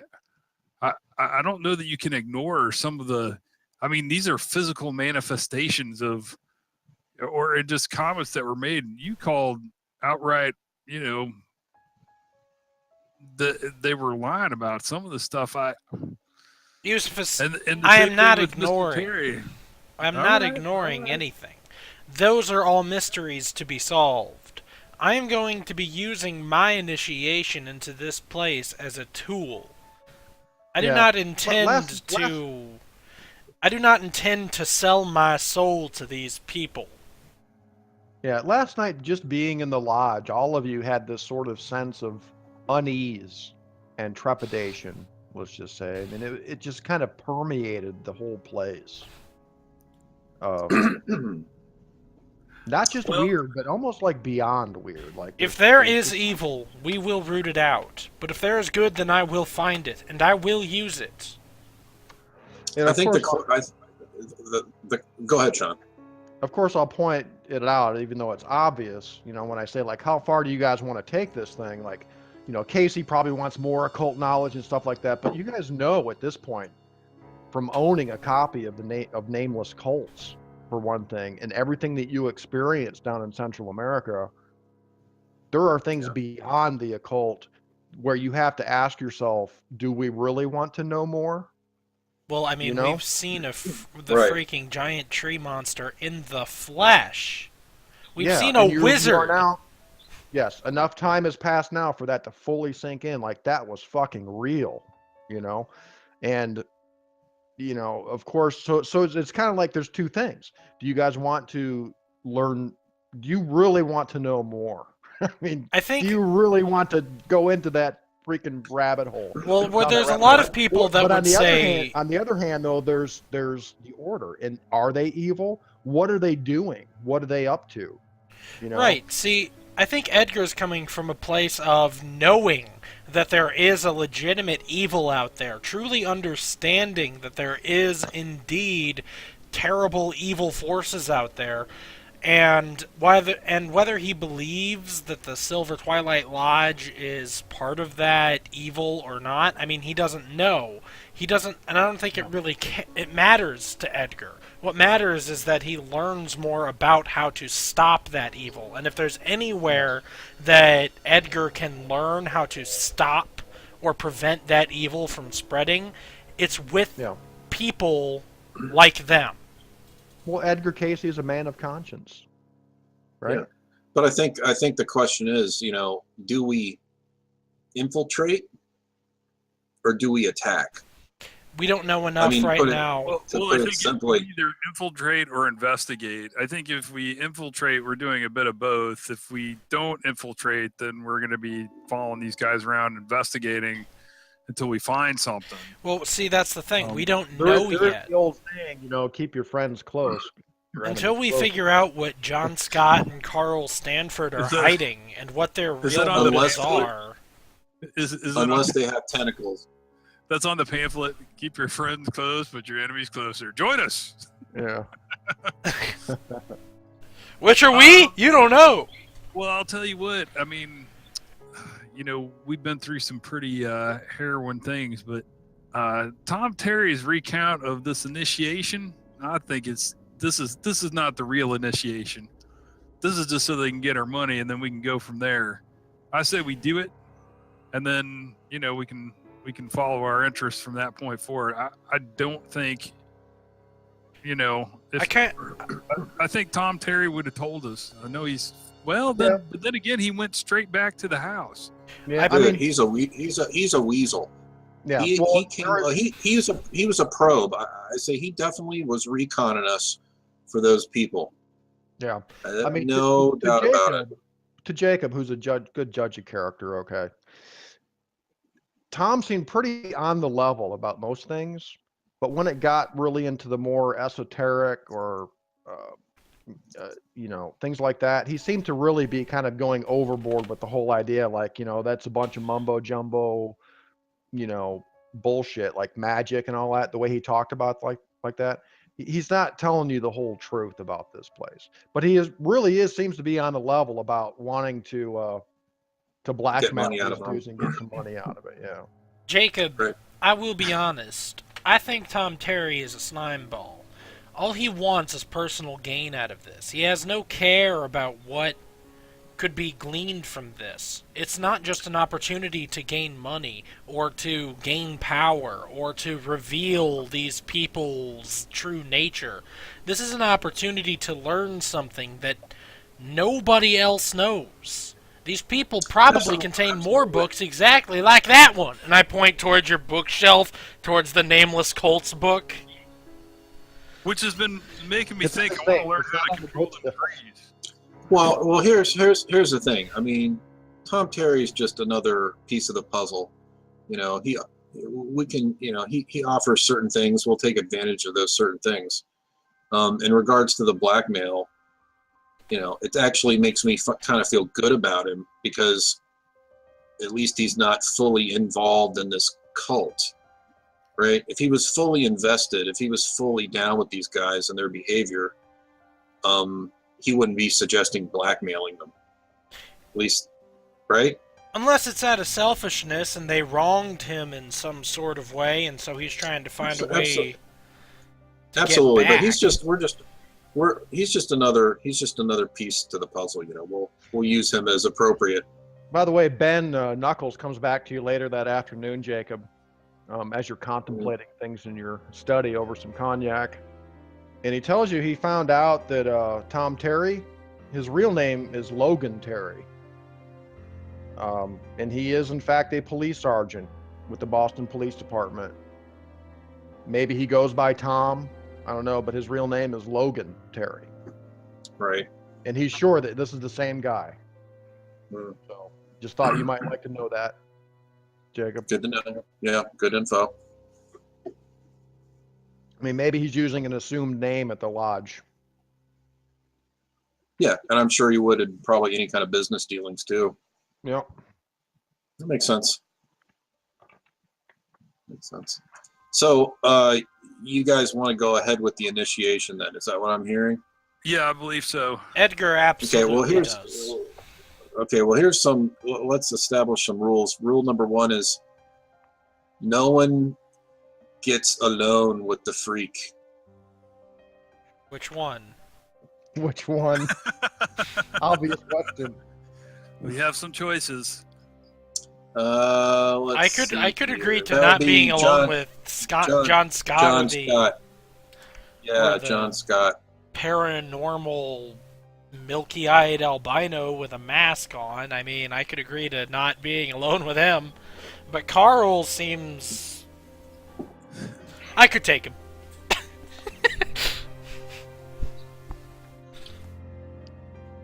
Yeah, if possible, don't let Right. anybody get cornered by John Scott. Right, yeah.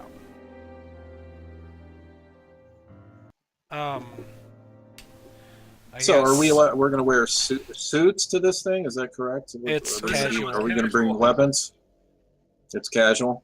I mean, Casual. you know, casual for us would probably be somewhere in that range. It wouldn't be outrageous to be wearing a suit. Yeah. You know. Right. So, but I mean, I no. think they're going to strip us down and put us in cloaks and Yeah, shit. So they're I don't probably think we're gonna be search bringing us. any weapons. Terry did mention that you're required to wear these robes for the ceremony. It is good that Yeah. he mentioned that, because they are probably going to strip us and search us. So So we you're don't want to going be be able caught to bring packing in. heat. The best thing you can bring in is harsh language. Also, no kerosene. Also note, and maybe I should have elaborated on this, but Ben Knuckles was not invited to the initiation. You three were invited. Yeah, but you know, Ben's gonna be around the corner anyways. Yes. In the getaway car. He's the wheelman. Yes. He's our driver. Yeah, I can't think of anything So- else that we might want to do. So, do we want? Oh, yeah, it's a hard decision, man. It's like going into the belly of the beast there. Unarmed, I don't like it. Yeah, well, It bothers me a lot. Yeah.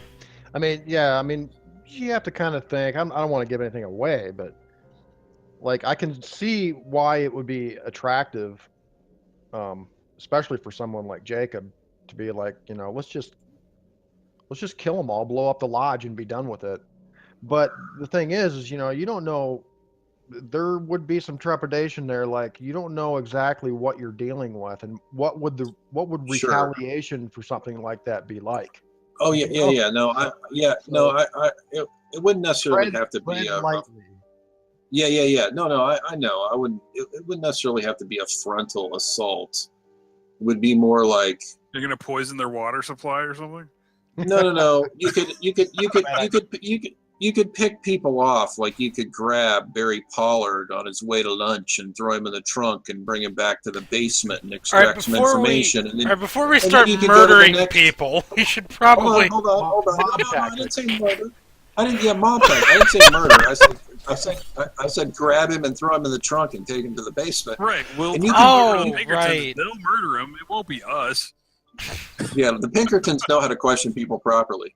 I'm just saying that's an option, right? I know how to It's not the hypnotize go-to, people. but- Well, I say we. Oh, that's true. Oh, Yeah. that's Hypnotize people. wow. But they have You won't it has to remember. be voluntary. Always? How about with the little sodium pentothal? Would that make Yeah. them voluntary? Yeah. Can we I don't drug know. them and then hypnotize them? Can we just go ahead and start brainwashing never- people now? You've never tried that. We start our own cult. Yeah. Let's just go ahead and start we- the 1920s MK Ultra here. Exactly, but that was well. Anyways, all right. I think we could go ahead with the with getting initiated. Yeah, let's get that on the road here, Yeah. so I can scour the I- So I'll library. put the, it's not my favorite idea, but I think it's the one we need to do. All right, we'll make I'll this put short the, and sweet. I'll put the Cthulhu pack in the limo trunk along with the bar, extra ammo. Okay. Tell Ben Boxes. if he hears anything odd, Edgar rethinks his secret weapon plan and decides to put actual alcohol in the canteen. Yeah. And also like 2 cigarettes in the cigarette case and half the amount of lighter or matches in the matchbox. So we can And- still set stuff on fire if need be. Right. And a shovel in the trunk of the. And the twin shovel in the trunk. Yeah, yes, a shovel is always useful. You can never Maybe tell me two, otherwise. one for backup. I'll have the combat knife and I'll have all my weapons. I don't know about the rest of the stuff. I know so if I Okay. need to come out blasting from the trunk, I've got everything.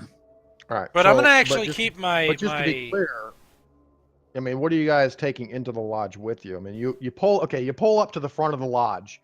It's 2:50 a.m. my canteen with like brandy, I guess, mixed with the remnants of whatever the kerosene was in there. My cigarettes and my matchbook.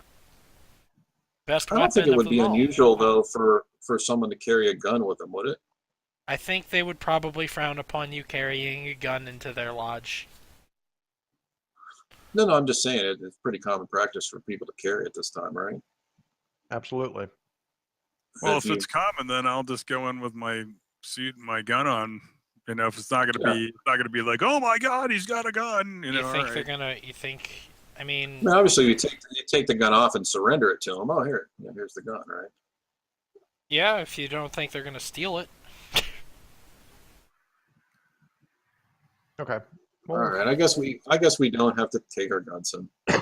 I'm just saying, man. There's a lot that could go wrong by bringing a gun in. They could turn it on you. I just They would rather could- I just would rather have the opportunity if they check the gun. They'll probably if they check the gun like they check your clothes. They'll probably put it somewhere, right? Yes, but that puts Well, it in their then reach. it would be. Yeah, So but if at it- least it would be in the house. You might be able to get to it if you had to. I mean, I'll carry my 45. I'll carry my 45 on me. Alex, you may not know Lee at this level, but he's gonna find a way to bring a firearm with him anywhere he goes. all right. I Are would you gonna like regurgitate it like a snake? Yeah. If I I don't want to go too medieval. We're not going that far yet. But Well, if he's carrying, Yeah, I'll that's- carry. If not, I won't. But This is, yeah, I carry. I this is carry. Cthulhu. This is Cthulhu classics, man. Cultists everywhere. You know. Yeah, I carry. old lady, bam, baby, bam. Yeah, no mercy. I mean, What I was knew this? that baby was a snake monster. it's about As long survival. as long as the baby has tentacles, fire away. The tree over there, bam. Well, let me just make this easy for you. Okay, you arrive at the lodge, 2:50 a.m., April 10th, 1924. They steal your guns and kill You're all you. sacrificed. You're greeted at the door by some of the servants, and they tell you to wait in the foyer for Mr. Scott.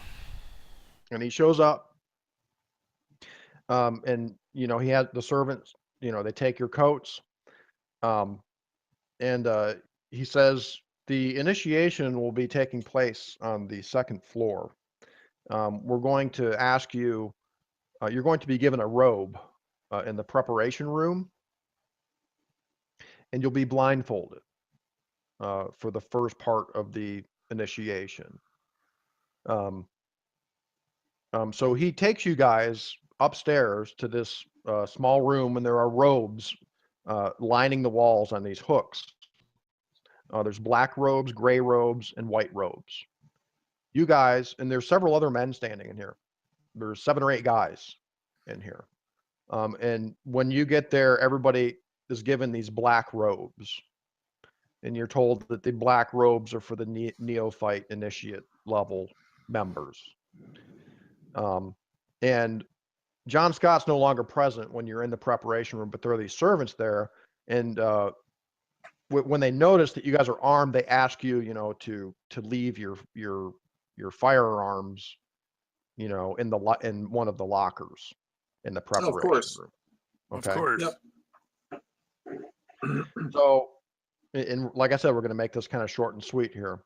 So when you guys are given these black robes. They're like a thick kind of cotton material, and then you guys are blindfolded, and you're led into somewhere, and you smell like the sweet smell of like incense, like frankincense or something, and you hear the voice of John Scott. You're all asked to stand in a certain place, and you can hear others near you, kind of standing close together. And John Scott begins giving this lecture on the noble purposes of the order. And it seems all well and good, like, especially for like Edgar, for what he's saying, sounds good. Like these are all good guys, we're all noble and righteous and this. And you're all told that you will learn great and mysterious things, and that you'll all be asked to bind yourself with an oath. And again, it's reiterated that none of you will be asked to do or commit anything immoral or embarrassing. And the lecture only goes on for about 5 minutes. You're then led, it seems, to a different room, and the smell of the incense becomes kind of stronger. And you feel like you're in a bigger, more open area. You're all still blindfolded. What kind of scent do they use? What is the incense? Is it something familiar? Yeah, it smells like a frankincense kind of smell, like or herbs or something. Okay. You really can't pin it down. Okay. So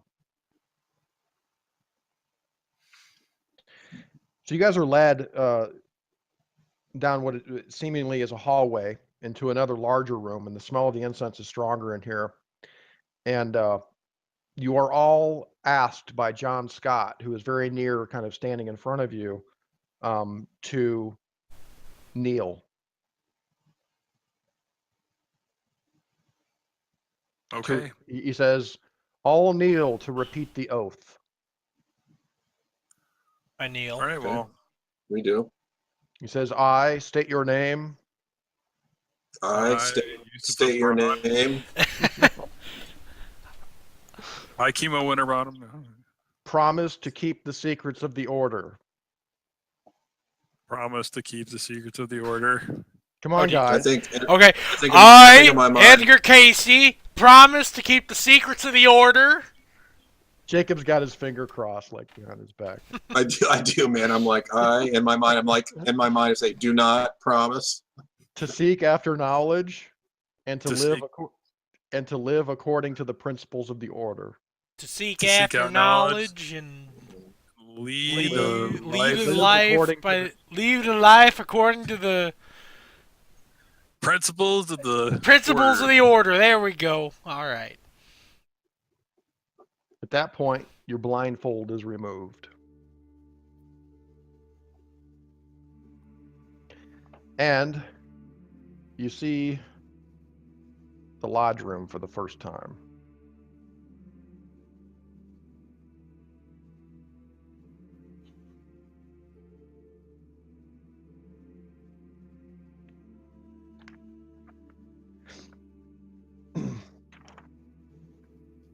The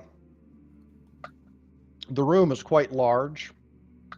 There are seats along the north and south walls, which you can see many men sitting in these chairs of all different colored robes. There are black robes, gray robes, and a few white robes interspersed among these gentlemen.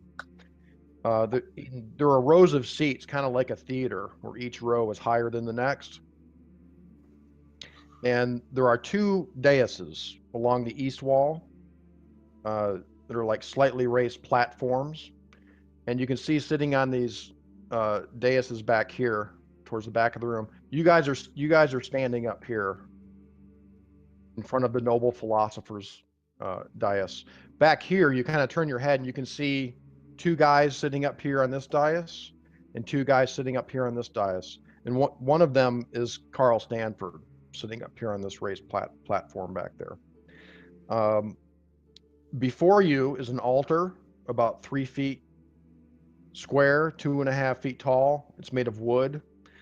And in front of you is a padded kneeling rail extending along the bottom of its eastern side. The floor is polished wood and the walls are paneled. And quite strikingly, you can see constellations of tiny electric lights decorating the black painted ceiling. It's almost as if you guys are standing underneath a starry night. Is it correct? Yeah, does it represent a constellation of any sort? Doesn't appear to be. Okay. It appears to be just for effect. Also, two chandeliers also provide light. There is a floor-to-ceiling drape behind the noble philosopher's dais, and it's colored a brilliant scarlet velvet. You also notice, you see these candlesticks in front of the altar and the dais. Something odd. These candles seem to be igniting and extinguishing themselves in unison. As John Scott begins chanting something in some strange language that none of you have ever heard. These candlesticks, they're huge, they're like this big around, and they kind of raise from the floor. And they're igniting and extinguishing themselves sort of in unison as appropriate to whatever this ritualistic thing that John Scott is saying. And then you kind of examine them, because you're pretty close to the ones in front of you. And the candles are very large, but they seem to be entirely ordinary. And none of you can really see any, apparent physical explanation for how the effect of them lighting and extinguishing is occurring. So the whole lodge room is a pretty impressive sight. It's kind of dimly lit. It's smoky with the incense just permeating the room.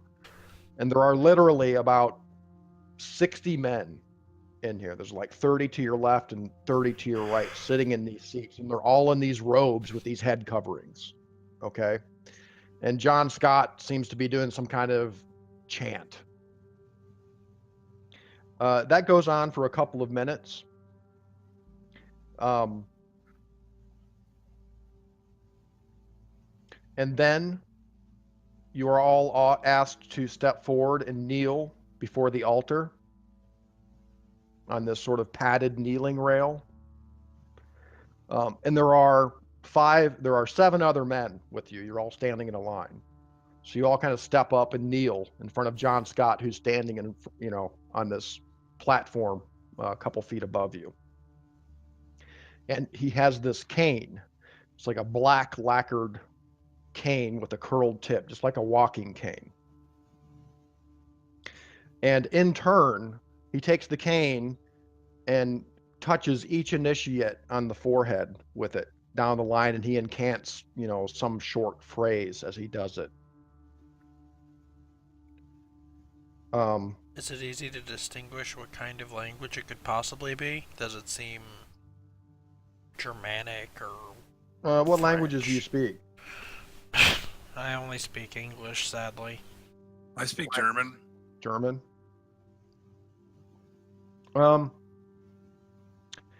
Possibly Latin, maybe, or something. Oh, wait, similar. did we ever go back and change it so I know Latin? No. All right. Yeah, it sounds Latinish. I'll try to remember the phrase, whatever it is. I'll try to remember, the quality of it. Okay. Actually, he says something about as he does a short phrase in Latin or something, and then he says something about science and the nobility of science, as he initiates each of you and touches you with this cane on the forehead. And then he ends by stepping back upon the platform, and he says, "You are all confirmed in your degree by I, the noble philosopher of the Hermetic Order of the Silver Twilight. I hereby close this meeting." Okay. And he says, "The initiates will accompany me to the preparation room." And so all the men stand from their chairs, and you guys all follow John Scott back into the preparation room. I'll reveal the rest of this area back here for you.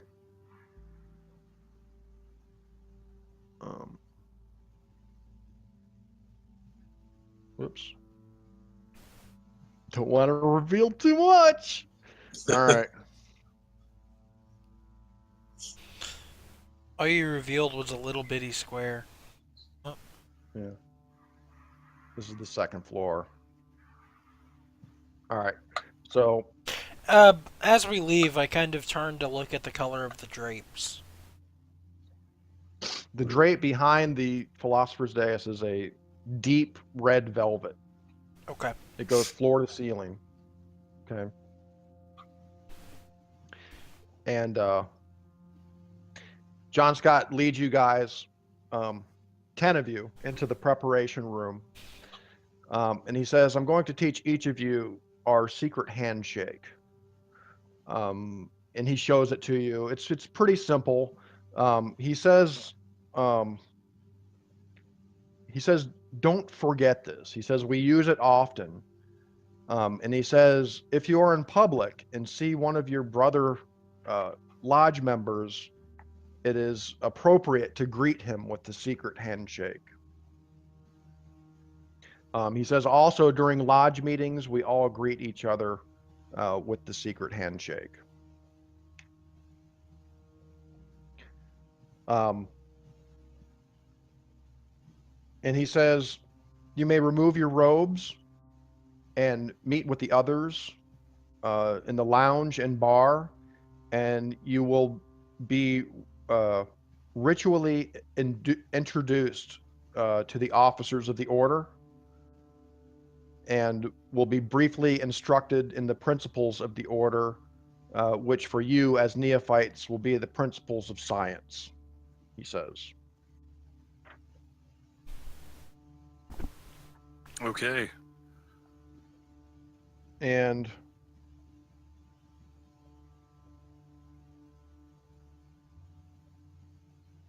yeah, so you guys are able to remove your robes. You collect your firearms from the lockers, and you don your normal clothes, and you're led, or you go back downstairs into the lounge area. And there's like a bunch of people down. It's not like the other night where there were just a couple of dozen. The place is packed full of all of these, members of the Hermetic Order. I was meaning to ask, was there any sort of symbol or anything written or drawn upon the robes? No, they're just plain robes. Same for John Scott and his attire? Yes, John Scott was wearing a white robe, as well as Carl Stanford, and a few other men in the room were also wearing white robes. And there was no markings on them? Nope. They're just plain white robes. Most of the robes that the men were wearing were black. There were maybe, 15, 16 gray robes for the initiate, the second degree. But most of them are neophytes, apparently, with black robes. Okay. And apparently only, 5 or 6 of them had white robes.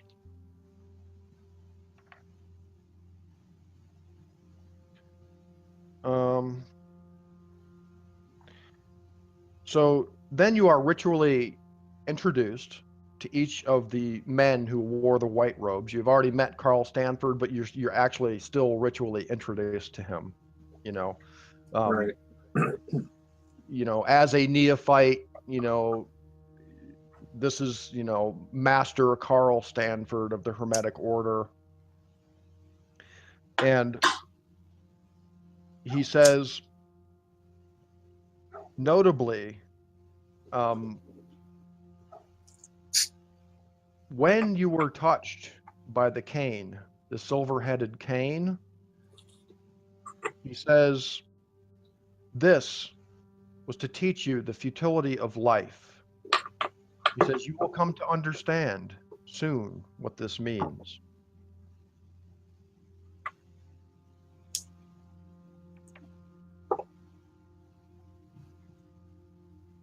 Who says this? And John Scott Okay. says that when you are touched by the silver-headed sword cane, he says, this is to teach you the futility of life. And he says, soon it will become clear to you what this means. Okay. But they introduce you to the guys, and they introduce you to some other people, and you spend about, the next hour just kind of meeting these various people of the order. And nobody really stands out. Actually, Tom Terry is there, and he greets you and congratulates you on your initiation.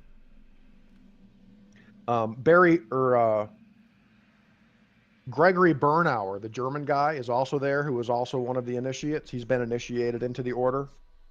He's the only guy other than Tom Terry and of course Stanford and Scott that you recognize from the other night. Really? Not even Dr. Call? Dr. Call is not here. Interesting. Perhaps he was too hungover to show up tonight. So you guys are now initiated into the Hermetic Order of the Silver Twilight. So I suggest actually what we do. What time is it? It's almost 11. about time. But here's what I'm gonna do, if it's okay with you. Well, remember we're an hour behind these guys. Oh. It's midnight here, baby. The witching hour. Yeah. Yeah. Just give me 1 second, because I think what I'm gonna do. Let me look at something here. I just have enough time to kill all of you. Or at least get the ball rolling. You're insane. You're insane. You're dead. Oh no! At random. You're dead. You're dead. You're insane. Knuckles has come with his team of people to bar all the windows and burn the fucker to the ground with us inside. Good job, Knuckles. So what I'm going to do is I'm going to Thanks, fast forward. Knuckles. I'm going to fast forward a little bit here. Okay. How? Several weeks pass.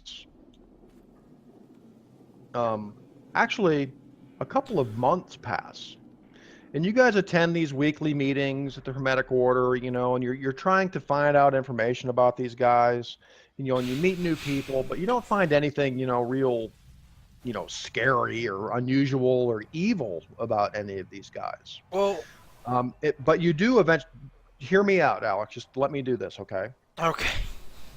Eventually you realize that there are many, many, many, many more members of this Hermetic Order than you first realized. There are like over 160 members of this lodge alone. Dope. And of these 160 members, about 40 of them are masters, and in another, proportionally, it goes about 40 masters, and then there's about 70 initiates, and the rest are all neophytes. Huh. As time goes on over the next couple of months, you guys are able to, just by showing up to the meetings, and being cordial, and kind of, not making too many waves or whatever, all three of you are able to work your way up to being masters. Ooh. And you go through, the ritual of becoming an actual initiate into the second degree, and then after a couple of months, you're able to get into the third degree. You all become masters and you gain your white robes. And all of the ritualistic initiations are pretty much the same. He gives, a speech on the noble philosophies of the order, and you have to take, a slightly different oath. You're touched by the cane, and you're given your new robe, So after a couple of months, it's going to be May, June of 1924, and you have all become masters, okay? And you've gotten your white robes. After a few weeks of being masters, you're approached by John Scott, and he tells you of the secret degrees of the order and asks if you would be interested in ascending the ranks. He says there are 4 additional degrees within the order, above and beyond the rank of master.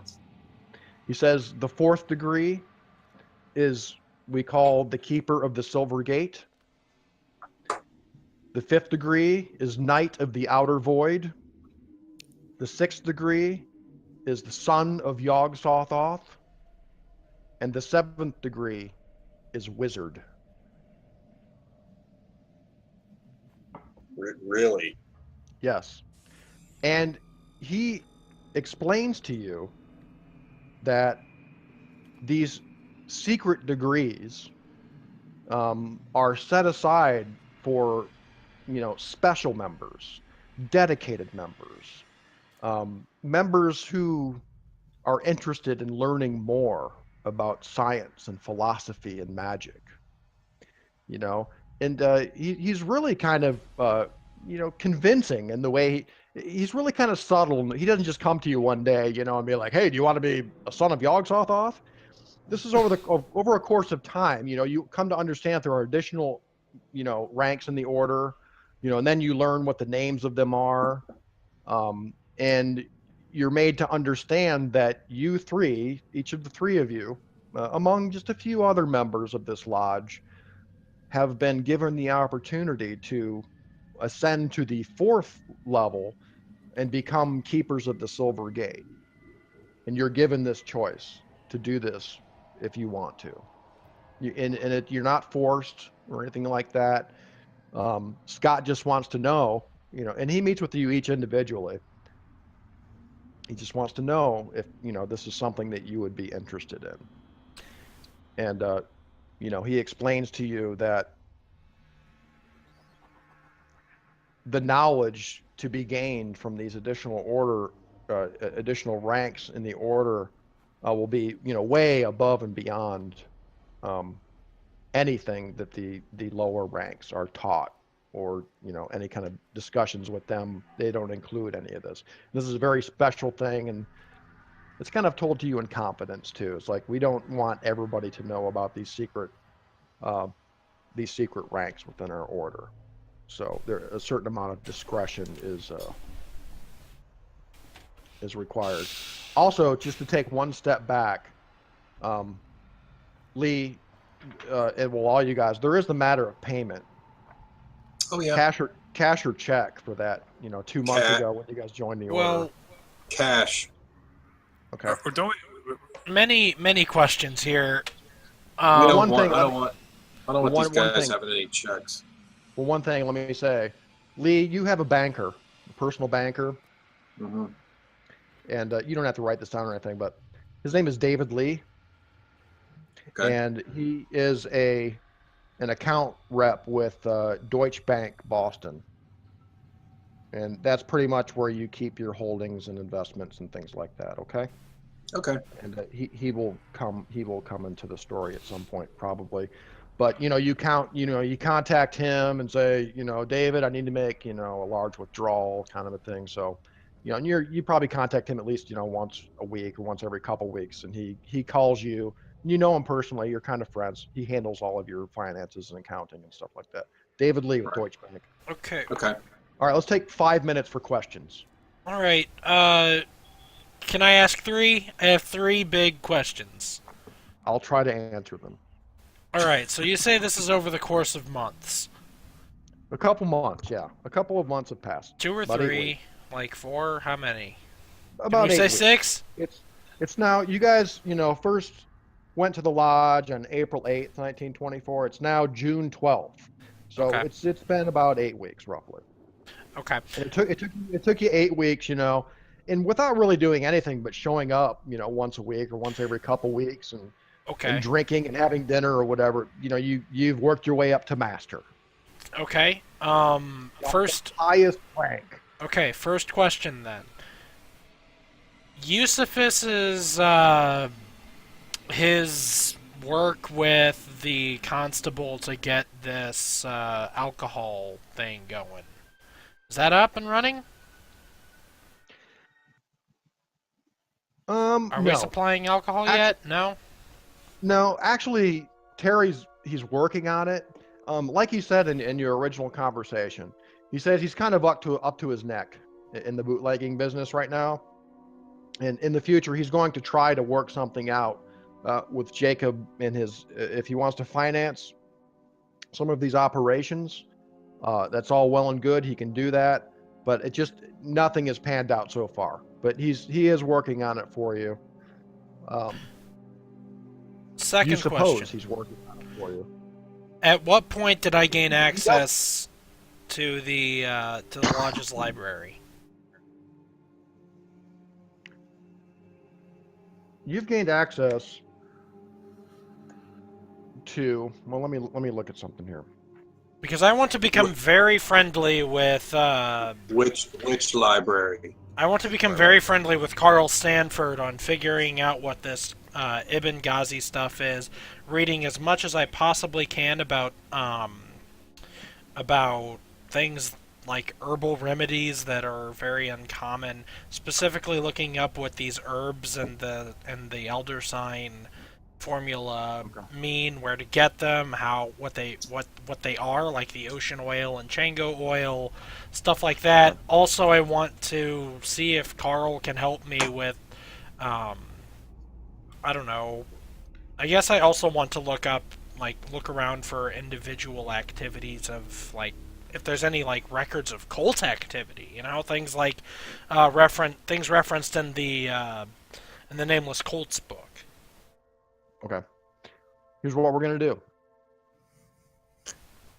As far as the oil is concerned, you are able to locate all of the ingredients that are needed for Farnsworth's oil, Okay. except for the powder of Ibn Ghazi. So I learned what ocean oil and Chango oil are. Okay. And you've obtained it as well. Okay. Awesome.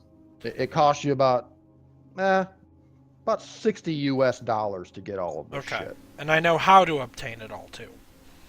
Yes. And I know You where had I to- can you obtain had to- similar things, like rattlesnake skins and ocean Yeah, I mean, you oil. had to do a little traveling here and there to some university libraries, as well as some, chambers of commerce, trying to get some shit imported from India and whatever. But yes, within those 2 months, you have obtained everything you need to make a certain amount of this oil, except for the powder of Ibn Ghazi. Have I okay? learned anything about the significance of the dust of Ibn Ghazi? No, you have not. Carl has not said anything at all about the significance of the Ibn Ghazi dust. Nope, he's not been very helpful in that regard. Jacob, you are able to obtain some iron meteorite. Yes, I was going to ask you about the meteorite. You have some. It's a very All right. small amount, but it should be sufficient. So we can take care of that next session. You can do the incantation, kill the rooster, or whatever you have to do. Yeah, depending on how sacrifice some power. I I'm didn't have to kill a also. rooster. Says here I did. I'm I also. think it does. I I'm- think a rooster is required. I'm also going to be using nameless cults to learn. You said I could learn what pre-human languages? Oh yeah, that's right. Yeah, I'm glad you brought that up. I think 6 weeks. Yeah, we can do that next session too. I'll make a note of that. Okay. Languages. Over this time period, can I also start studying that spell on how to control the trees? Yeah. Okay. Yeah, we Yeah. don't know much about that. Right. We're about to. I'll have to look in. It's going to take more than 6 weeks, I believe. That's Well, fine. I just want to get a man. firm foothold in it because right. once we get this It's a good start. oil, Does then the we're going to need it for star beasts and trees we can't control and does Yusufis, command trees. Okay, I'll look at that. I mean, I'm pretty free with Carl about discussing matters of this magic. Not where I'm getting the information, but just simply the fact that I know it. Asking questions about components and the significance of the components and stuff like that. I'm also trying to spend as much time with Carl in these libraries of the building as possible, so that I can try and get a hold Let me on tell you this. As far as the ingredients of the oil, Stanford does tell you that some of these ingredients are alchemical and rare. Some of them are just kind of standard, witchcraft kind of stuff. And he tells Right. you, some of this stuff, you have to be careful. So, he says it's probably not going to work, whatever you're doing with these. You have to really know what you're doing here, Edgar. This is not something that is learned overnight, and he kind of gives you a little lecture on it. But he does tell you that these are legitimate. Some of this, especially in particular, a handful of them are really kind of rare and potent ingredients. As far as occultism goes. Yusufis, roll 2d6. you got it. This is going to tell us the number of weeks it's going to take you to learn this spell from Nameless Cults. So roll low. You know what? Screw it. In the last time before the initiation to become a master or whatever it is that I just became, in our last session that I spoke with Carl, I'm going to flat out tell him that I need these materials because I know how to make an elder sign. Flat out. Okay. He tells you the last thing I'm going to do here is you guys are given access to some books.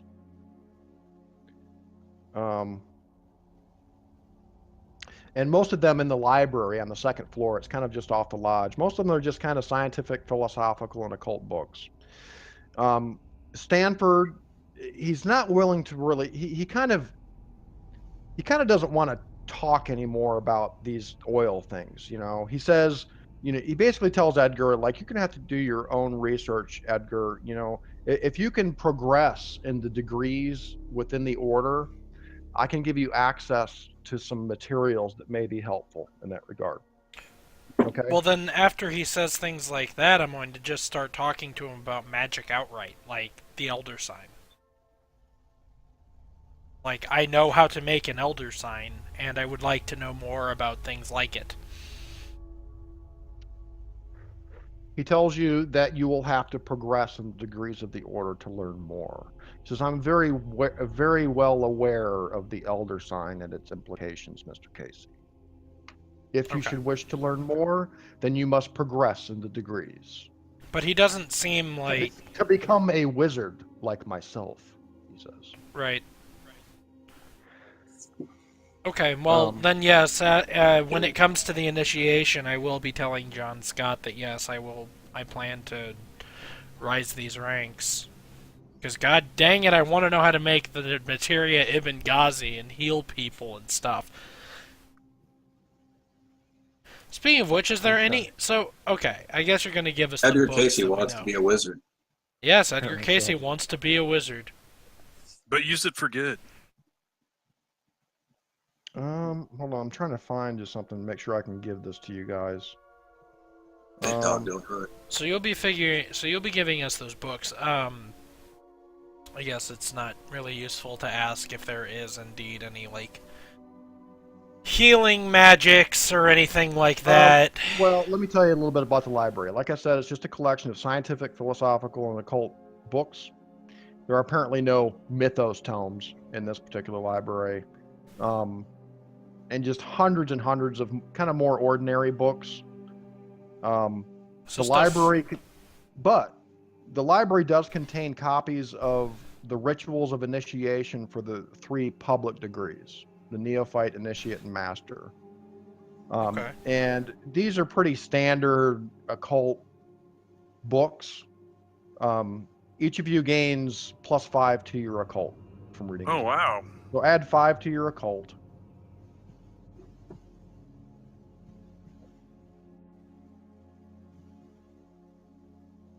And Edgar, you are told, by Stanford. I mean, he already told you this, that he has other books and other materials that you would be allowed to have access to if you were to progress further along in the ranks of the order. During the weeks that follow, do I learn anything particularly malevolent about this order? Do I learn anything? I guess I'll also be looking just in general, reading through these books for things that are mentioned in, say, the Legends and Myths of Avalon, such as the story about the story about how Excalibur is actually a magical stone, and wasn't there something about... I know it didn't explicitly say Deep Ones, but didn't it say something about Deep Ones as well? Yeah, I'll tell you what, over the course of the next week, before our next session, in Discord, I'll give you guys some teasers from the book. It's just interesting. Okay. Yeah. Tidbits. The only other thing, Sean, that I'd want to do besides work on the getting the meteorite would be to look in Nameless Cults and any other resource material we have about that other the order. What was the Knights of the Silver Twilight? Yeah. Yes, the That additional addition. ranks are Keeper of the Silver Gate, Knight of the Outer Void, Son of Yog Sothoth, and Wizard. You only find reference in Nameless Cults to something called a group called the Knights of the Silver Twilight, Yeah. but nothing. No other reference anywhere else. Nope. Can I ask what context? That they're just a cult or an order, or that they did something? Yeah, it's in reference to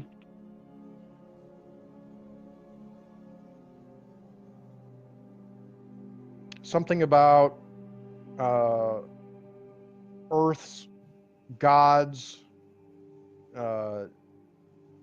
These Knights of the Outer Void.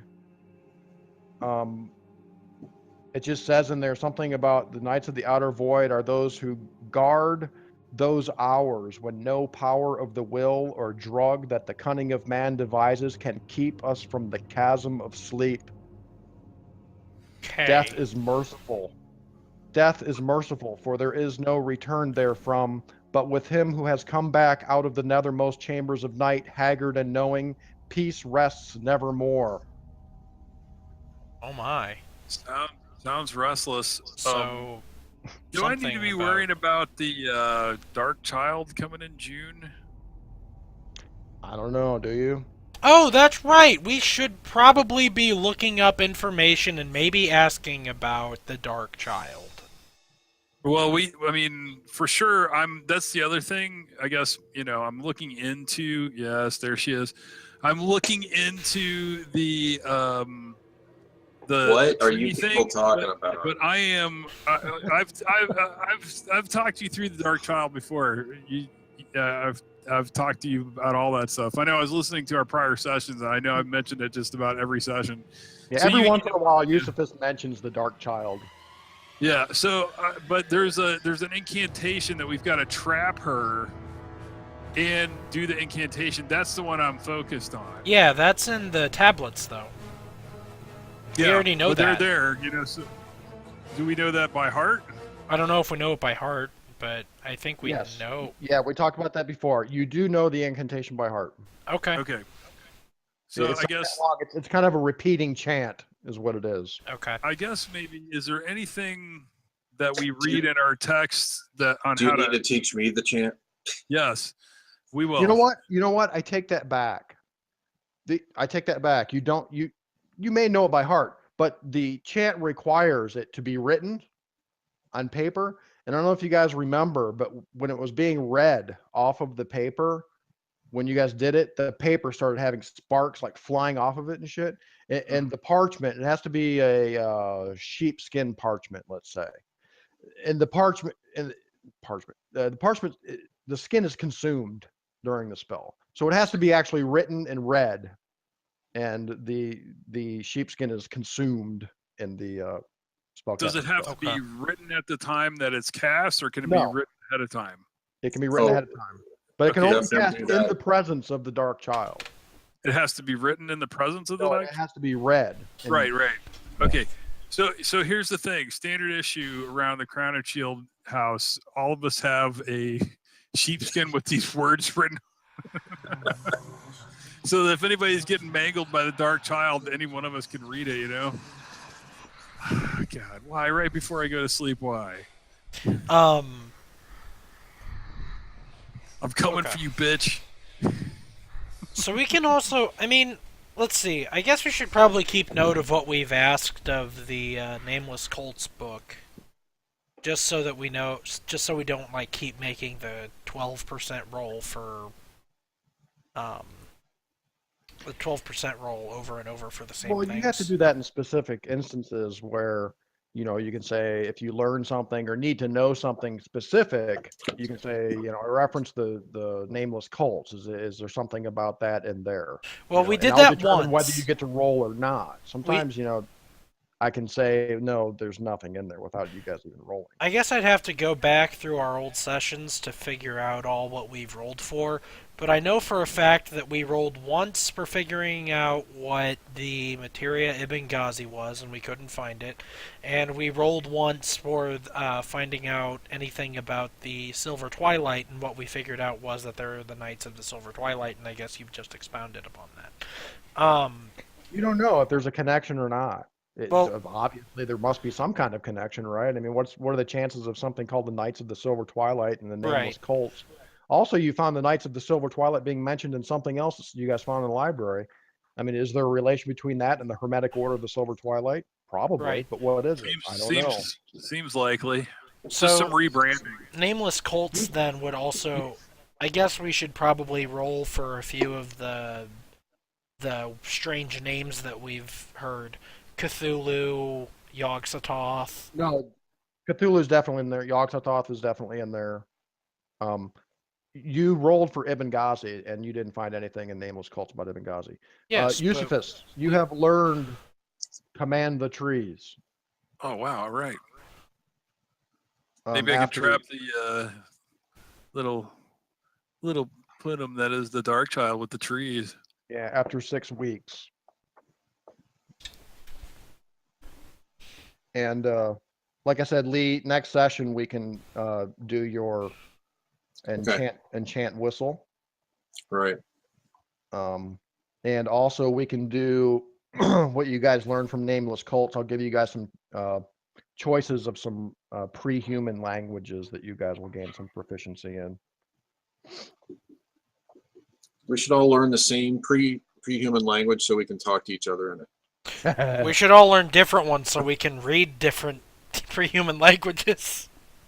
Right. I don't know if I'd want to go around speaking the language of the great race of Yith. No, that could be cool. Yeah, No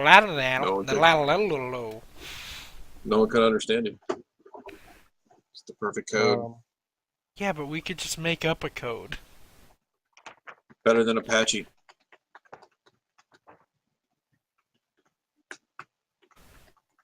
Yeah, command the trees. Basically what this calls for, Kyle, and I'll put the details in the journal before next session. It requires that a beast of large size be sacrificed. You need Tom Terry. You need a knife to make certain ritual cuts and dispatching of the victim, i.e. the beast. This must be done outdoors in a wood during the dark of the moon. Yay. Is it a yay or yay thou child or something? Or is it ya, ia, ia? Yeah, a beast of size 8 or more must be sacrificed. You need a knife to make certain ritual cuts in the victim. It has to be cast outdoors in a wood during the dark of the moon. What happens after that? I don't know. Come to me, my tree friends. Yes. Tree friends, unite! Pew! They beam down and like. It's probably more like the Evil Dead tree thing, but. Tree friends. I think it's probably good. I think it's probably it's more like the evil. It's more like the Evil Dead tree. I think it's more like our four-hooved friends. Tree friends, your master is cold. Set yourselves aflame to warm me. It's more like the Wizard of Oz trees, you know. They just throw apples at you. They're going to throw apples. Yeah. How do you feel if somebody picked fruit off of you? All right, so we got some stuff to do at the beginning of next session. So you guys have a week to decide whether or not you want to become keepers of the Silver Gate. I don't know. And learn more secrets. Like I said, there's that, you got to walk that line in this game, you know, like, do you want to learn more? Because, you know, I will entice you with more and more and more. And there will be points in this campaign where you guys will be lured into, you know, knowledge that may not be so good for you, but at the same time, it can be great for you. I mean, depending on the situation. So there's going to be some decisions that need to be made, and this is one of them. You know, you're now members of the Hermetic Order of the Silver Twilight. Do you want to take that step forward and actually become cultists? You know what I'm saying? Because that's kind of that's basically what it comprises. And as far as you can tell, you know, John Scott and Carl Stanford and the other leadership of the order have the utmost faith in each of your respective ability to become, you know, higher ups, to become leaders in the order. And we can assume that none of you have said anything stupid or, you know, tried to break into the lodge or said the wrong thing, or, you know, and when Carl Stanford said temperance, he didn't mean, you know, temperance in the kind of the classic term with alcohol. He meant, you know, like more like the other definition of the word, like keeping your mouth shut. Keeping your mouth shut. That's basically what he meant. I mean, outside of the lodge, discreet. I think outside of the lodge, Edgar would be absolutely discreet, but within the lodge and with especially, shoot, now their names are gone. They've left my mind. Stanford. Stanford, Scott. especially with Scott Stanford, I think that I'd be pretty free with a decent amount of the knowledge that I know, other than the fact that I have a copy of Nameless Cults. I mean, because not only because not even like in a way of like I want to impress Carl Stanford so that he knows that I know things, but more in a way that I'm trying to see if he understands what I'm talking about and if he can expound upon concepts that Edgar has no idea like about. He only knows, that there is a thing called Cthulhu, that there is a spell, the Elder Sign, and that it apparently wards off evil. But I'm trying to see if Carl, or maybe no, just Carl. I don't think I want to talk to John or any like normal member. If Carl knows anything about these things that I'm studying, So Yeah, absolutely. Well, he when you talk to him, just like I said, you talk to him a little bit about this. He's recognized, the elder sign. He knows what that is, but he just kind of subtly entices you, just like I was saying, into if you want to learn more, and you really want to know, then you have to commit yourself to the order. We can do that. He's like, we can teach you, Edgar. We can help you. We can give you, knowledge, and power. Um, Power, but huh? but you have to, commit yourself to the order. There are, and the little speech that he gave you kind of summed everything up. And he was telling you, about, what do we know of the world and the universe about us? Our means of receiving impressions are absurdly few, and our notions of surrounding objects infinitely narrow. So you get the impression like this guy, he possesses this knowledge and probably the power that goes along with it, but and he's see, willing to teach it to you. when he mentions things like "I can give you great power," Well, I no, he doesn't say it like that. I know, Maybe in but past he mentioned power, but when he more. mentions things like that, and when he tries to entice me in this way, I try to make it very firm that the reason that I'm looking into these matters and the reason I'm part of this order to begin with is to help people and to find ways to help people. And also blackmail. No, I'm not here for that. I know. I'm just kidding. It's just funny to throw in there. Yeah. And Well, that's when he kind of brings up the whole idea of, the powers of science. He says, if you we know, how to harness, the power of matter and energy and life. He says they lie close at hand, Edgar. He says, yet they cannot be detected with the senses that we have. Because we can teach you how to harness this matter, this energy, this life. He says there are beings with wider, stronger, and different ranges of senses. He says they see very differently than the way we see. You see? So, All right. you guys have a choice to make. Good game. yeah, good game.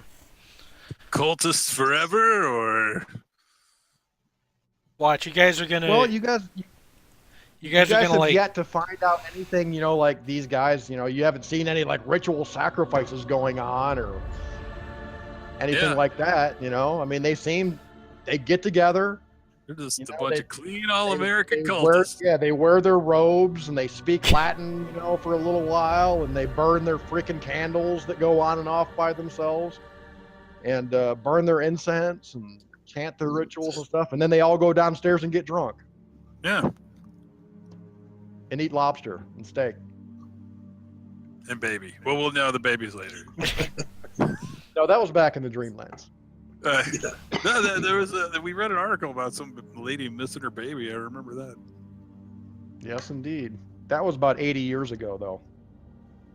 That They was were- 80 years ago. What's a baby eating 80 years ago? Come on, we're friends.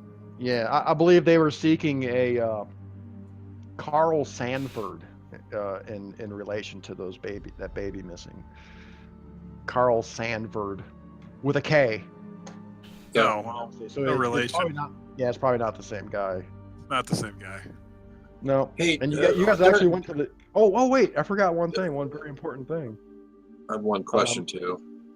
Go ahead, Lee.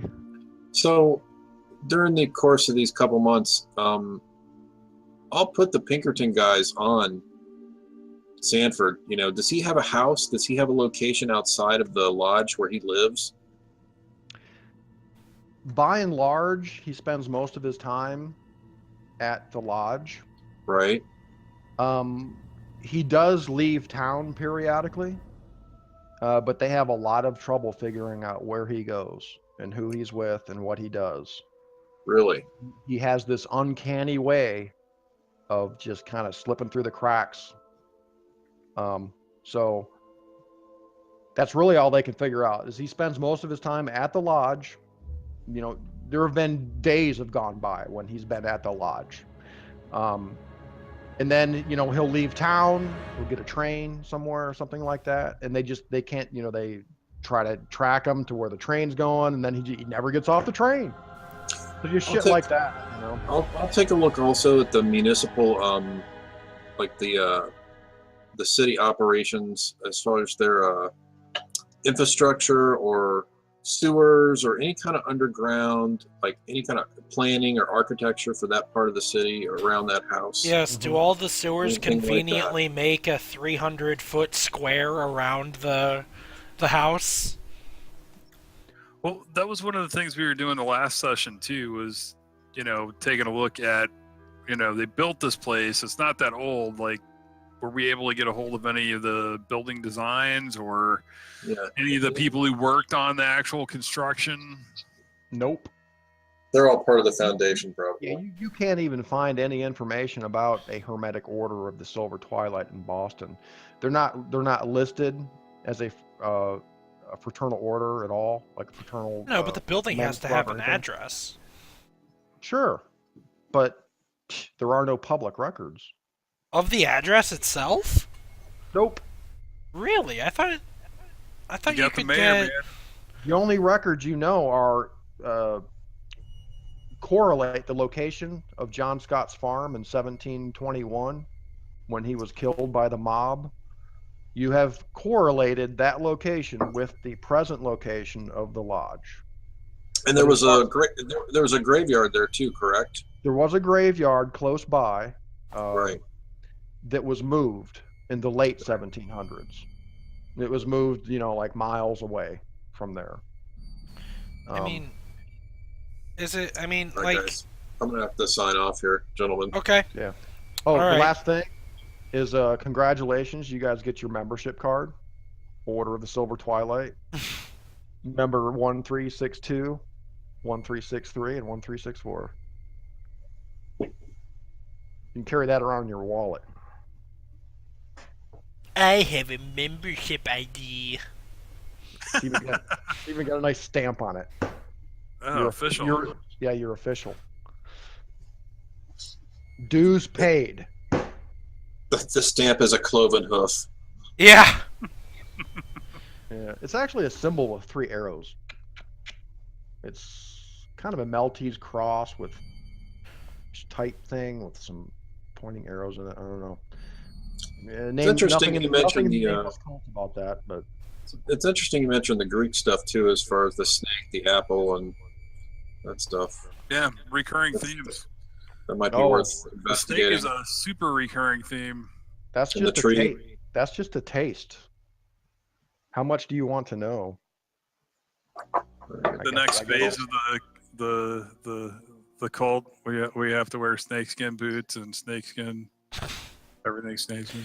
We just have Yeah, to wear so- straight up snake skin. We have to dress up like snakes. Eventually, we'll have to undergo the ritual to become snakes. Yeah, so you know that's something. Like I said, something to think about before next session. How much do you want to know? How far down the rabbit hole do you want to go? Madness rides the star wind. Claws and teeth, sharpened on centuries of corpses. Dripping death astride a bacchanal of bats from nigh black ruins and buried temples of Belial. How much do you want to know? Well, less now that you read that. Right. But like I said, hey, it's all about survival. You know, you Yep. can Yeah, just, we should try to suck as much as we can out of these guys and then burn down their house while they're in it for their next initiation. yeah, you can just cut your losses and retire to Havana like Devlin. That's what I would do. Yeah. But hey, You still need to get Devlin a plane as a goodbye present. You were really set on that plane, man. We need a plane. I hear you, Edgar. There's Jacob could easily afford a plane. there's no Call of Cthulhu adventure without a plane. At some point, we'll need one. We'll buy it. Yeah. Preferably one with many machine guns. All right, guys. Until next time. Awesome. All right. All Yeah, right. Great Great session, game. guys. Awesome session. All right. See you guys Yeah, later. see y'all Have a later. good one.